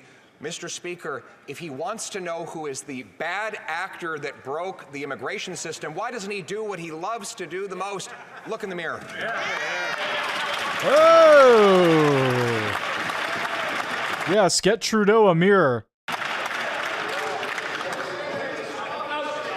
The Right Honourable Prime Minister. Mr. Speaker, the irony of this, as the Leader of the Opposition likes to rhyme off facts and figures, is he won't even take a briefing that will allow him to understand the security threats facing this country. For some strange reason that he will not admit to, he has refused to get his security clearance. He has refused to take the briefings necessary to keep Canadians safe. So anytime he chooses to rhyme off facts and figures, we know that he is not actually caring about Canadians, he's caring about himself. You can get him a $9 million mirror for his $9 million bathtub. You want to axe the tax, he wants to axe the facts. Mr. Speaker, the Prime Minister, after 9 years, we see that immigration is fully broken. He's blaming bad actors for this problem. So, can he look at who was at the head of government that allowed population growth increase of 300%, an increase in the number of international students by 211%, and an increase of 726% in the number of refugees? If he wants to find the bad actor, do what he likes to do and look in the mirror. The Right Honourable Prime Minister. Mr. Speaker, Canada had one of the fastest economic recoveries after the pandemic amongst its peers. This is because we were able to welcome people, to help support our labor market shortages across the country. But now we're in a different situation. We are solving this issue and adjusting our immigration targets and adjust the number of temporary foreign workers that are coming and adjusting the number of international students that are coming. This is when a government is responsible. This is a part of what it does to ensure proper growth for our country. The Honourable Member for Belley-Chambly. Mr. Speaker, if supply management protection fails, what will Quebecers say? What will they say about the Senate, about the government? What will they say about the leadership of this Prime Minister and of this incoherency while the U.S. is ready to be more protectionist than ever? Canada, would it give up its agriculture? Would Canada and the Senate, are they the worst negotiators in history? Will they stand up? The Right Honourable Prime Minister. Mr. Speaker, we have always been clear as a government. We are going to protect supply management in any free trade agreement, present or future. And because of this, we support the Bloc's bill to protect supply management.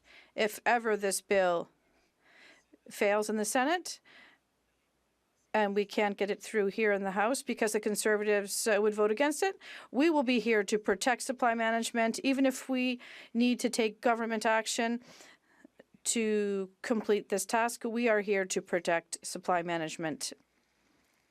And that's simple. The Honourable Member for Belley-Chambly. We want to protect it with legislation, Mr. Speaker. This is ironic. While the Senate of Canada and some senators want to sacrifice Quebec, it's the Bloc that is working for all farmers from Quebec and Canada. Do we realize that it's not just the Bloc? It's not about the Bloc. It's about the quality of what we're eating. It's about fair price. It's about the environmental impact of agricultural practices. I would ask the Prime Minister to come with me this afternoon to meet with these senators. Thank you. The Right Honourable Prime Minister. Mr. Speaker, I would welcome the Bloc leader to meet with senators. We work regularly with senators to pass good legislation for Canadians. And as I said, we are going to protect supply management. We agree entirely with our Bloc colleagues in terms of the importance of protecting supply management and farmers. And that is why we have taken action. We have committed as a government to never call into question supply management in any negotiation for upcoming free trade deals. The Honourable Leader of the Opposition. The Prime Minister is just off another bonanza of high-flying, high-carbon, high-taxing hypocrisy. This time on a trip to Brazil, he dripped with condescension for Canadians struggling to pay their bills. He said, it's really, really easy when you're in a short-term survive. I've got to be able to pay the rent this month. I've got to be able to buy groceries for my kids to say, okay, let's put climate change as a slightly lower priority. This is the Prime Minister who burns 100 tons of jet fuel and releases 100 tons of greenhouse gases. When will he stop the high tax hypocrisy? The Right Honourable Prime Minister. Mr. Speaker, Canadians are facing global challenges right now. As much as the Leader of the Opposition would love to bury his head in the sand, global inflation, climate change that is impacting everyone around the world requires us to be working together, standing up for peace and justice on the world stage, standing up for women's rights, standing up for opportunities for the middle class. This requires us to work together, something the Leader of the Opposition can't do. He can't even work with his own MPs. He has to muzzle them. He is not letting them be voices of their communities in Ottawa. That's the real colors of this Leader of the Opposition. Your MPs are signing a petition for you to resign, Trudeau. They're not even all on the same page. The Honourable Leader of the Opposition. Order of his caucus wants to fire him, Mr. Speaker. Yeah, there you go. Food prices have risen 36% faster in Canada than in the U.S., a gap that opened up as the carbon tax came into force. The Prime Minister just goes on trying to tell Canadians that they're mentality is off. He says there's a sense that affordability is in direct contrast with our moral responsibility to protect the planet, trying to shame Canadians for opposing his ineffective, job-killing, inflationary carbon tax. Will you stop lecturing Canadians and call a carbon tax election? The Right Honourable Prime Minister. Mr. Speaker, I invite Canadians to actually watch my remarks down south, where I was talking exactly about the importance of putting affordability first for Canadians, even as we're fighting against climate change. The Leader of the Opposition can invent things that he thinks I might have said. That's not what I said. What I pointed out was that even as we are fighting climate change, even as we are creating incentives to grow our economy in cleaner, greener ways, we are putting more money back in the pockets of 8 out of 10 Canadians with the Canada Carbon Rebate, a fact that he's busy gaslighting Canadians against. That's not a fact. I'm going to ask all colleagues please not to take the floor. I'm going to ask the honourable member from Grande Prairie Mackenzie to please not take the floor unless recognized by the chair. The Honourable Leader of the Opposition. Mr. Speaker, this Prime Minister has gaslit Canadians so much that Environment Canada has to do a recalculation of the carbon emissions that have come from the lamp. He's the Prime Minister who tells Canadians that the Parliamentary Budget Officer's data, which shows that 100% of middle-class people pay more in carbon tax than they get back in rebates, that they shouldn't believe their eyes. That they shouldn't believe their eyes when they see the grocery prices, which are rising 36% faster in Canada than the U.S. So instead of trying to gaslight Canadians, why not call a carbon tax election? The Right Honourable Prime Minister. Mr. Speaker, the Leader of the Opposition is once again just not telling the truth. The reality is, the Parliamentary Budget Officer said that 8 out of 10 Canadians get more money back from the price on pollution than it actually costs them in paying that price on pollution. The cost of inaction on climate change is astronomical, and that's exactly what he's proposing. Mr. Speaker, the Leader of the Opposition should stop misleading Canadians and actually understand that you can't fight for affordability, you can't fight against climate change unless you're investing in Canadians. That's right. I know that certain comments cause a disturbance in the House, but I'll ask all members to be careful about the language that they use. The Honourable Leader of the Opposition. His quadrupling carbon tax is all financial pain and no environmental gain. Today we learned that Canada, after 9 years of this Prime Minister, now ranks 62nd out of 67 countries for the Climate Change Performance Index. The Prime Minister says that Canadians starving or lined up at food banks should congratulate themselves for the fact that his tax has made us 62nd. We're 62nd, he pumps his fist into the air, Mr. Speaker. Shameful. Why does the Prime Minister make Canadians pay such high taxes to achieve such terrible results?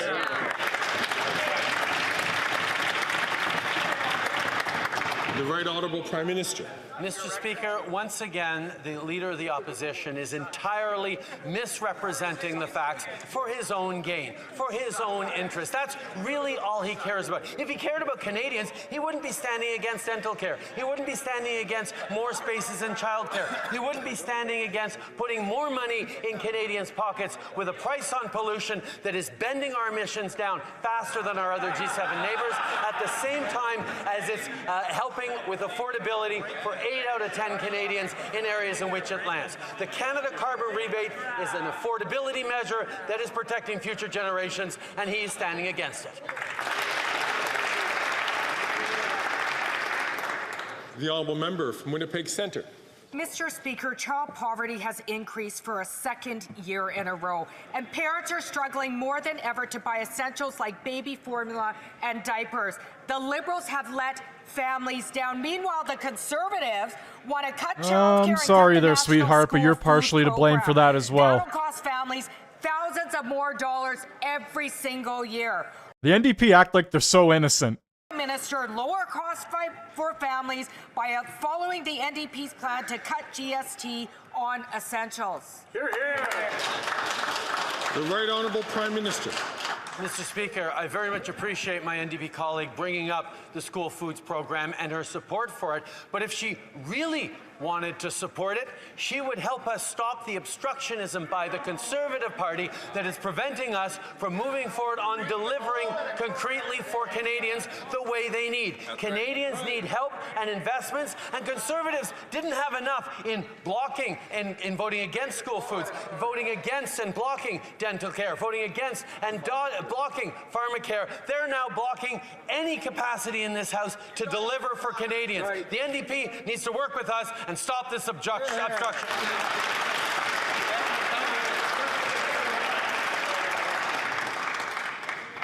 The Honourable Member from Nunavut. 11 of the 25 communities I represent have experienced boil water advisories this year. That is almost half. Even the UN Special Rapporteur slammed this government for ignoring their obligation to ensure clean drinking water. The Liberals have failed. Nunavut children, families, and whole communities should not have to worry about drinking water.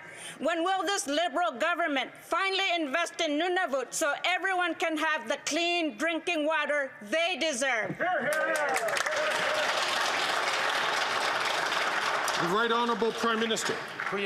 To my colleague, I agree. We need to move forward on protecting clean water, on delivering. That's why we're asking the NDP to stop slow-walking the Clean Water Bill, to work with us to get it through this House so we can actually deliver the water that Canadians need from coast to coast to coast, including in Nunavut.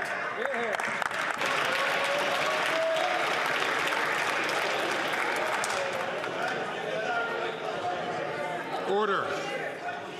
I'm going to ask the from Hamilton Centre to not take the floor unless it's recognized by the chair. Smackdown time. The Honourable Member for Alfred Palan.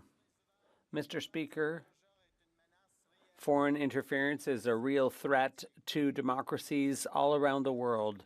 Bad actors like China and India and Russia are using tactics, underhanded tactics, to undermine democracy. Yeah, it's like we live in a third world country. There's people here that still don't have clean drinking water, and they're debating just the most ridiculous policies right now. Prime Minister explained why the Conservative leader must take national security seriously. The Right Honourable Prime Minister. I'd like to thank the member for Alfred Palan for his work. Canadians expect all of us here to protect their safety, and yet the opposition leader is not very concerned about national security. He refuses to get a security clearance so that he can protect Canadians from foreign interference. He will reduce funding for CBSA, and he will put guns back into circulation on our streets. Canadians expect a government to protect them and not to jeopardize their safety with dangerous cuts. The Honourable Leader of the Opposition. Again on the rise, with 3 of the Bank of Canada's 4 measures now above target. And the Finance Minister admitted about a year ago that deficits cause inflation. And so she made this commitment in her budget, and I quote, "The 2023-2024 deficit will be at or below $40.1 billion. Since then, the Parliamentary Budget Officer says that that number has been blown away. Will the Prime Minister tell us here and now how much was last year's deficit? How much? The Right Honourable Prime Minister. Mr. Speaker, we just heard it once again from the Conservative leader. The foundation to his entire economic argument is that delivering programs to help Canadians in times of need somehow makes everything worse for everyone. He is proposing cuts to dental care, cuts to child care, cuts to the school food program, cuts to money on responding to the housing crisis in municipalities. His only answer to Canadians hurting is to cut services to them, while he exploits their fears for his own personal gain. The Honourable Leader of the Opposition. Mr. Speaker, the Prime Minister misheard. It was the Minister of Finance who said that deficits cause inflation. The Prime Minister also said that every dollar of deficits contributes to inflation.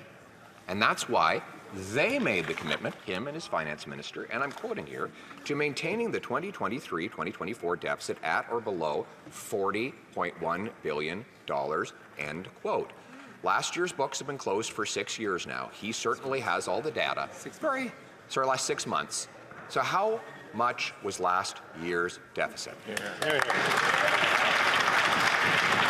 The Right Honourable Prime Minister. Mr. Speaker, I know the Leader of the Opposition is keen to see our fall economic statement, which will talk about measures that are there to help affordability, to support Canadians, to be there, to invest in them. He's looking forward to seeing all these great measures we're putting forward to support Canadians in their time of need, because he can't wait to vote against them, Mr. Speaker. He can't wait to slash services and programs that are helping Canadians. He can't wait to stand in the way of us helping Canadians through this difficult time by putting the best balance sheet in the G7 in service of Canadians who need a little more support. He's voted against supports for Canadians. He's going to continue to. The Honourable Leader of the Opposition. Mr. Speaker, it is him that admitted that deficit spending adds to inflation. Maybe that's why there's been a record increase in child poverty this year, with 1 in 5 kids now in poverty, 2 million people lined up at food banks. He has admitted, it's not my worldview, he has now admitted that deficits contribute to inflation. So that's why he promised that the deficit would not go above $40.1 billion last year. He's had 6 months since that fiscal year ended. Does he even know what the deficit was in his own government? The Right Honourable Prime Minister. Mr. Speaker, obviously the Leader of the Opposition is keen to hear our fall economic statement, but the reality is he's only looking forward to it because he wants to vote against it, because he's going to vote against measures that support Canadians, measures to be there for Canadian families who are struggling, to invest in things like school foods, to invest in more support for dental care for vulnerable people, to invest in jobs and growth creation right across the country. These are the things he has consistently stood against, because he believes in cuts and austerity and trickle down that gives benefits to the wealthiest, but nothing for everybody else. The Honourable Leader of the Opposition. He's brought nothing but costs for everybody else, Mr. Speaker. He has a food program with no food. He has a pharma program with no pills. He has a gun buyback program that hasn't brought in a single gun, despite spending $67 million. He has a housing program that his minister admits doesn't build houses. But none of those things were the question. It was about his inflationary deficits that he admits drive up the cost of everything. So Canadians are watching and wondering if the guy in charge of this $500 billion enterprise called the Government of Canada knows anything about the numbers. So once again, does he even know the deficit for last year?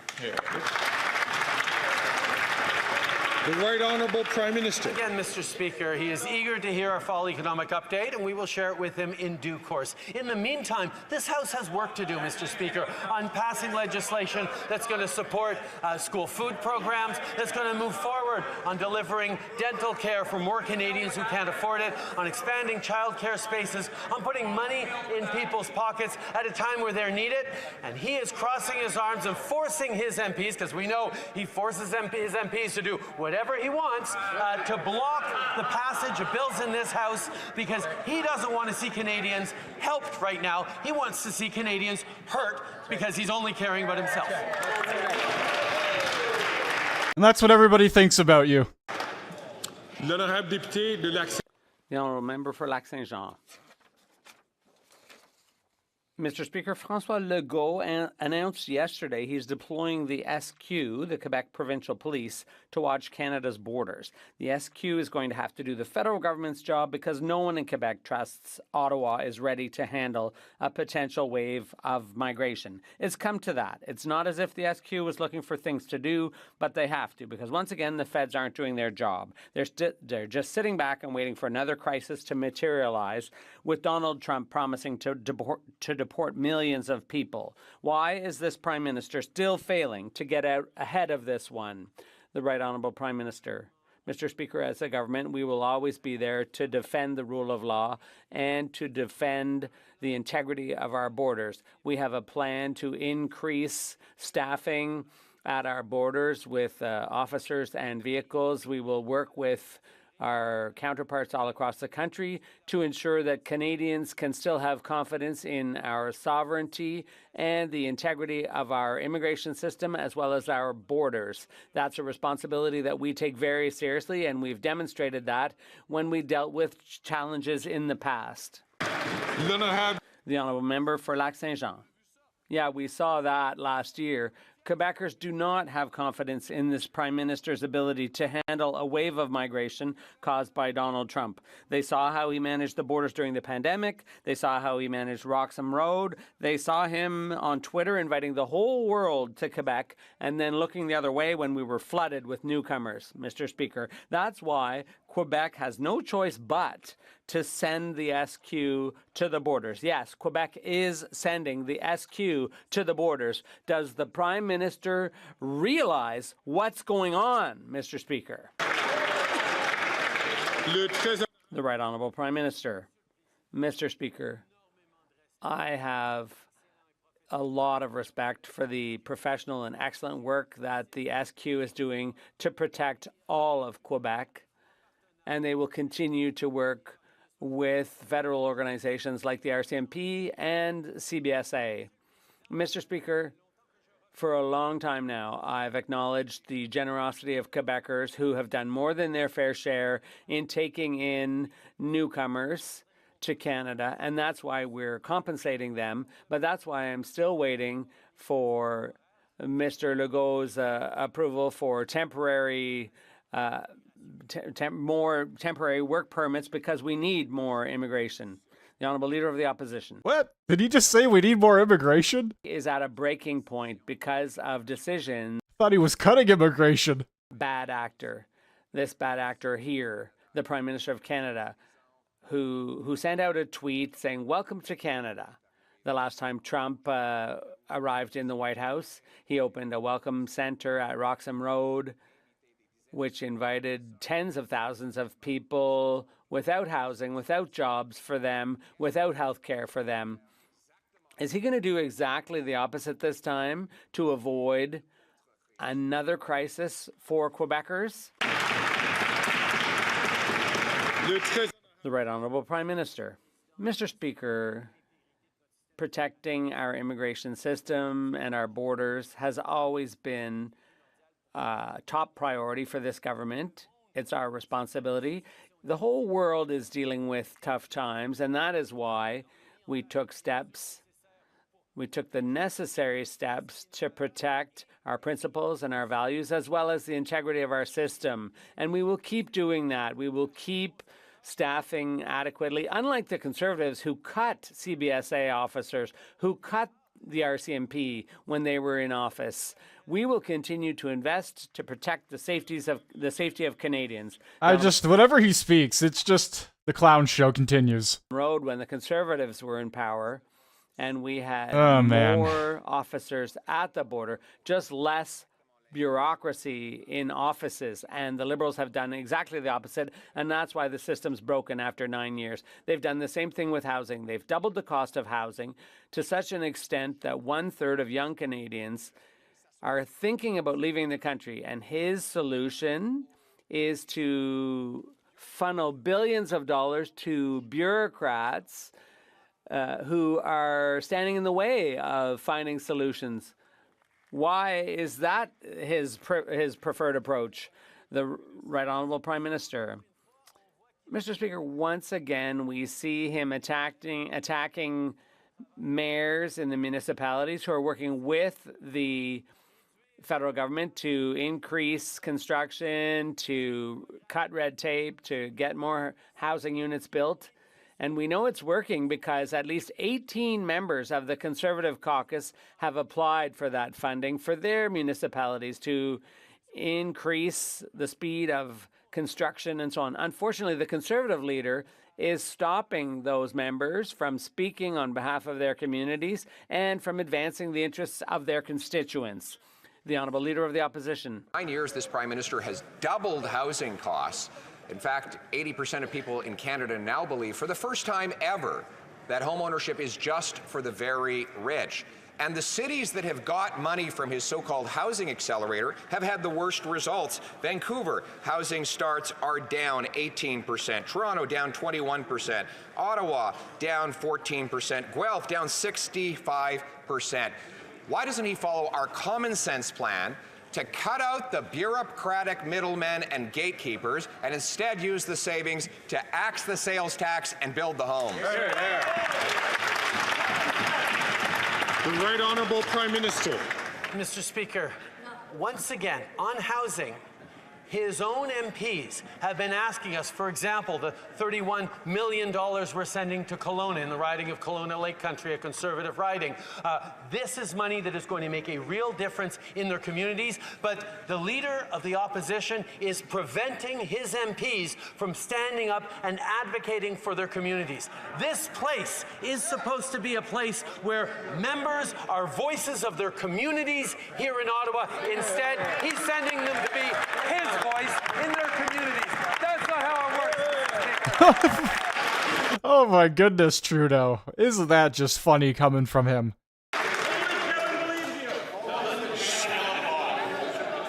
Order. The Honourable Member from Brampton Centre. Canadians elect MPs to be their voice in Ottawa. Yes. Despite more than 18 Conservative MPs advocating for their communities to receive money through our government's Housing Accelerator Fund, their leader imposed a gag orders, preventing them from pushing for this essential funding. Can the President... Yeah, the Conservatives, they're just yelling stuff at this guy loud and clear too. The microphone's picking up everything. And Greg is not happy.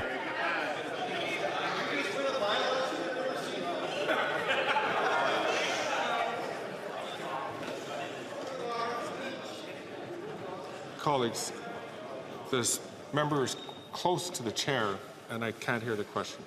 I'm going to ask the Honourable Member to start his question from the top. Let us not waste more time Colleagues, on any please. more interventions from the chair so we can get through question period expeditiously. The Honourable Member from Brampton Centre from the top, please.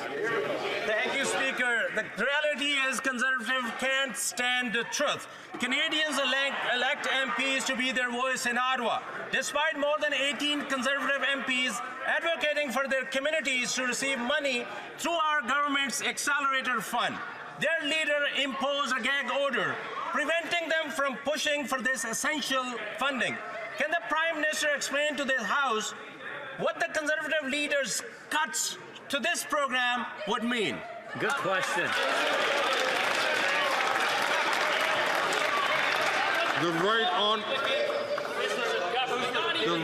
The Honourable Member from St. Albert, Edmonton, can please keep his counsel until he's recognized by the chair to speak. The Right Honourable Prime Minister. Mr. Speaker, I thank the member for Brampton Centre for his question. He, like most of us in this House, understand how important it is to be your community's voice here in Ottawa and not Ottawa's voice in your community. Most of us in this House, apparently not if you're in the Conservative Party of Canada, because the Conservative leader has decided to prevent his own members of Parliament in communities across the country for speaking up for their communities. He is muzzling his MPs, forcing them to be the leader's voice in their communities instead.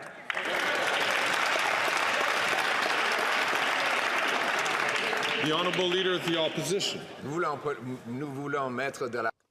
we want to put money directly into the pockets of people buying houses. The Prime Minister has doubled the cost of housing in Canada and tripled the cost of rent in Montreal, Mr. Speaker. After 9 years of spending huge amounts of money on local bureaucracies to prevent construction, about a third of the cost of housing in Canada is taxes.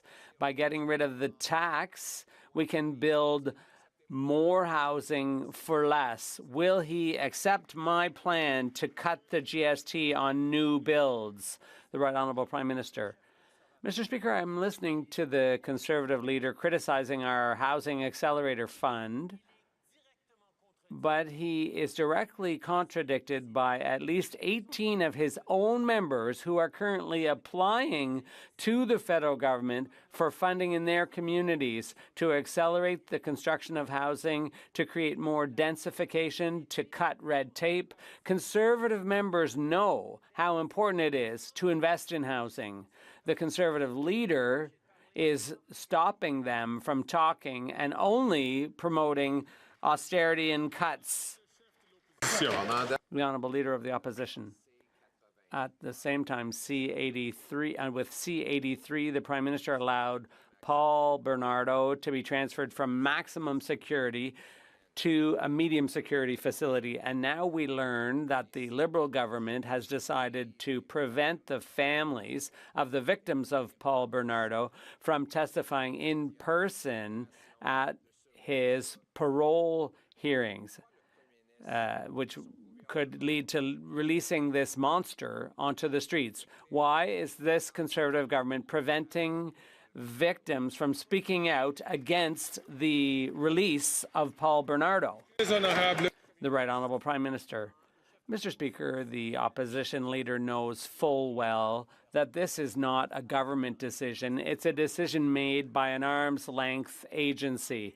But that doesn't stop him from trying to use people who've suffered terribly to score a few political points. If he's truly concerned about national security, he wouldn't have been part of a government that cut funding to law and order and allowed more guns on our streets, and he would have chosen to get a security briefing in order to keep Canadians safe.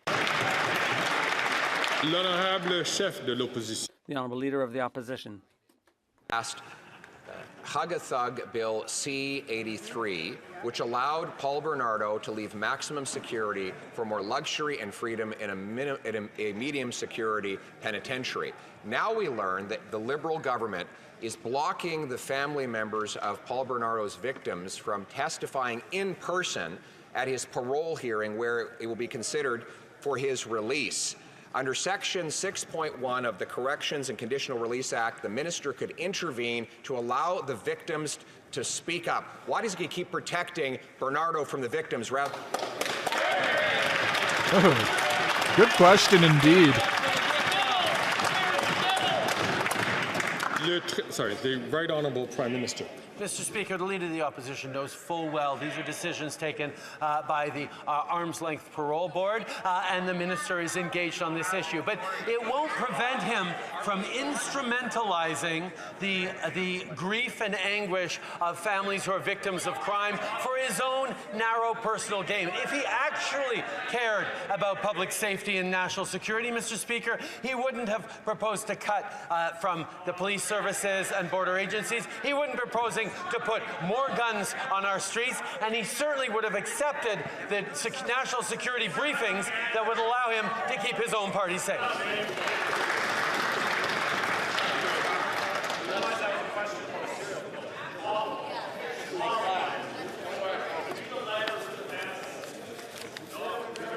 Okay, I think this might be the end of question period. Or Greg is going to lay the smackdown. The honourable member from Kitchener, South Hespeler. Oh, maybe not. Okay. Mr. Speaker, today is National Child Day, and families in my riding are receiving their Canada Child Benefit checks. This program has supported over 6 million children. But families are worried that the Conservative leader will cut this support. The Conservative leader raves about wanting to cut for housing projects, childcare, pharmacare, and much more. Can the Prime Minister please explain to the House how dangerous these cuts would be? Great question. She stood perfectly still. I didn't even have to move it. The Right Honourable Prime Minister. Mr. Speaker, I thank the member for Kitchener South Hespeler for her advocacy. Today, millions of families across the country are receiving their Canada Child benefit checks to help with everyday expenses. A reminder that the Conservatives voted against the CCB. At the same time, the Conservative leader now threatens to cut those checks along with vital programs like dental care. He is gaslighting Canadians, claiming his Conservative cuts will somehow make life better for Canadians receiving those programs right now. It's time for him to admit the truth. His real priority is only cutting services, not supporting families.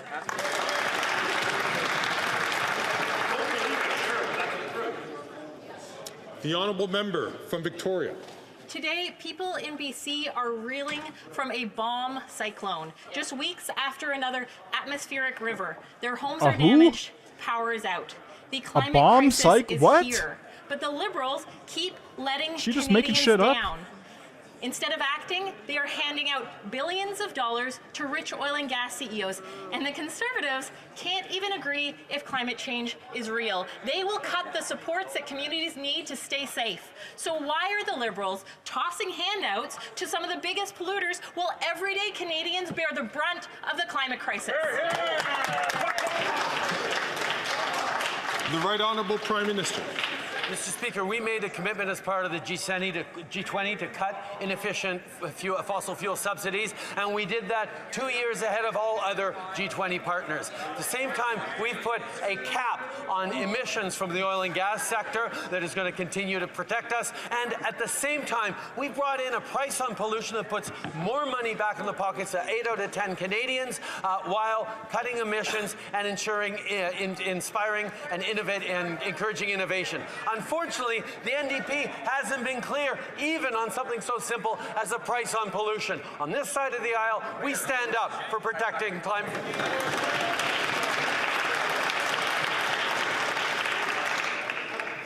The Honourable Member from Kitchener Centre.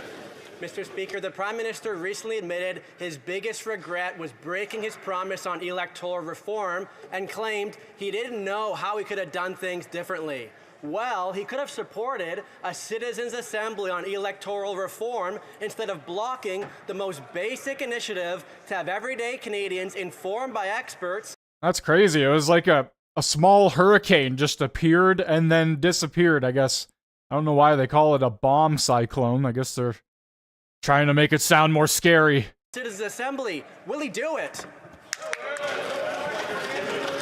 The Right Honourable Prime Minister. Mr. Speaker, I can understand my colleague's despair when he sits across from the Conservative Party, who have ceased to be communities' voices here in Ottawa and instead are choosing to be their leaders' voice in their communities. Each of us in this place has the responsibility to advocate for our communities, to speak up, chosen by members of our communities to defend their interests, and Conservatives have forgotten that. They are now the leader of the opposition's voice in their communities, not saying anything that he hasn't stamped and improved, and frightened they're going to see consequences if they dare step out of line. That's not democracy, Mr. Speaker.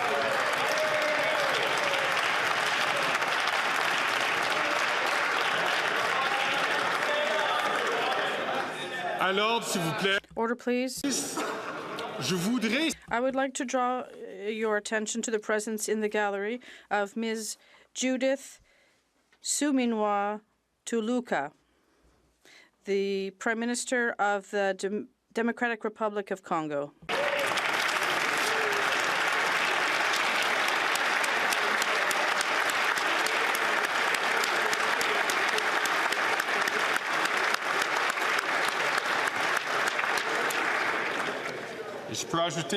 I'd also like to add that she's the first Prime Minister of the Democratic Republic of Congo. To the presence of the gallery of the Honourable Andrew Furey, Premier.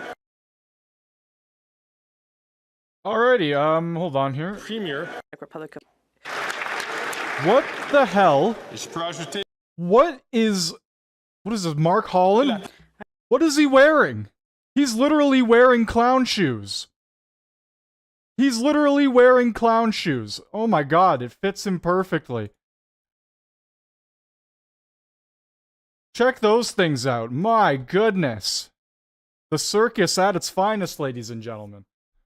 Okay, we were supposed to be getting into something else here, but the CPAC site likes to just randomly end. So let's see if we can pull up the rest of this House of Commons, or the CPAC site is just dead now. Okay, that's fantastic.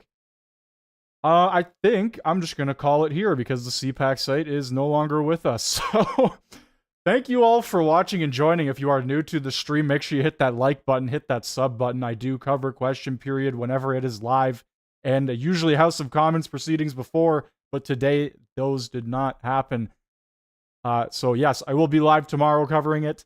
Thank you all for joining. Have a great rest of your day or night. Wherever you are from, take it easy, y'all.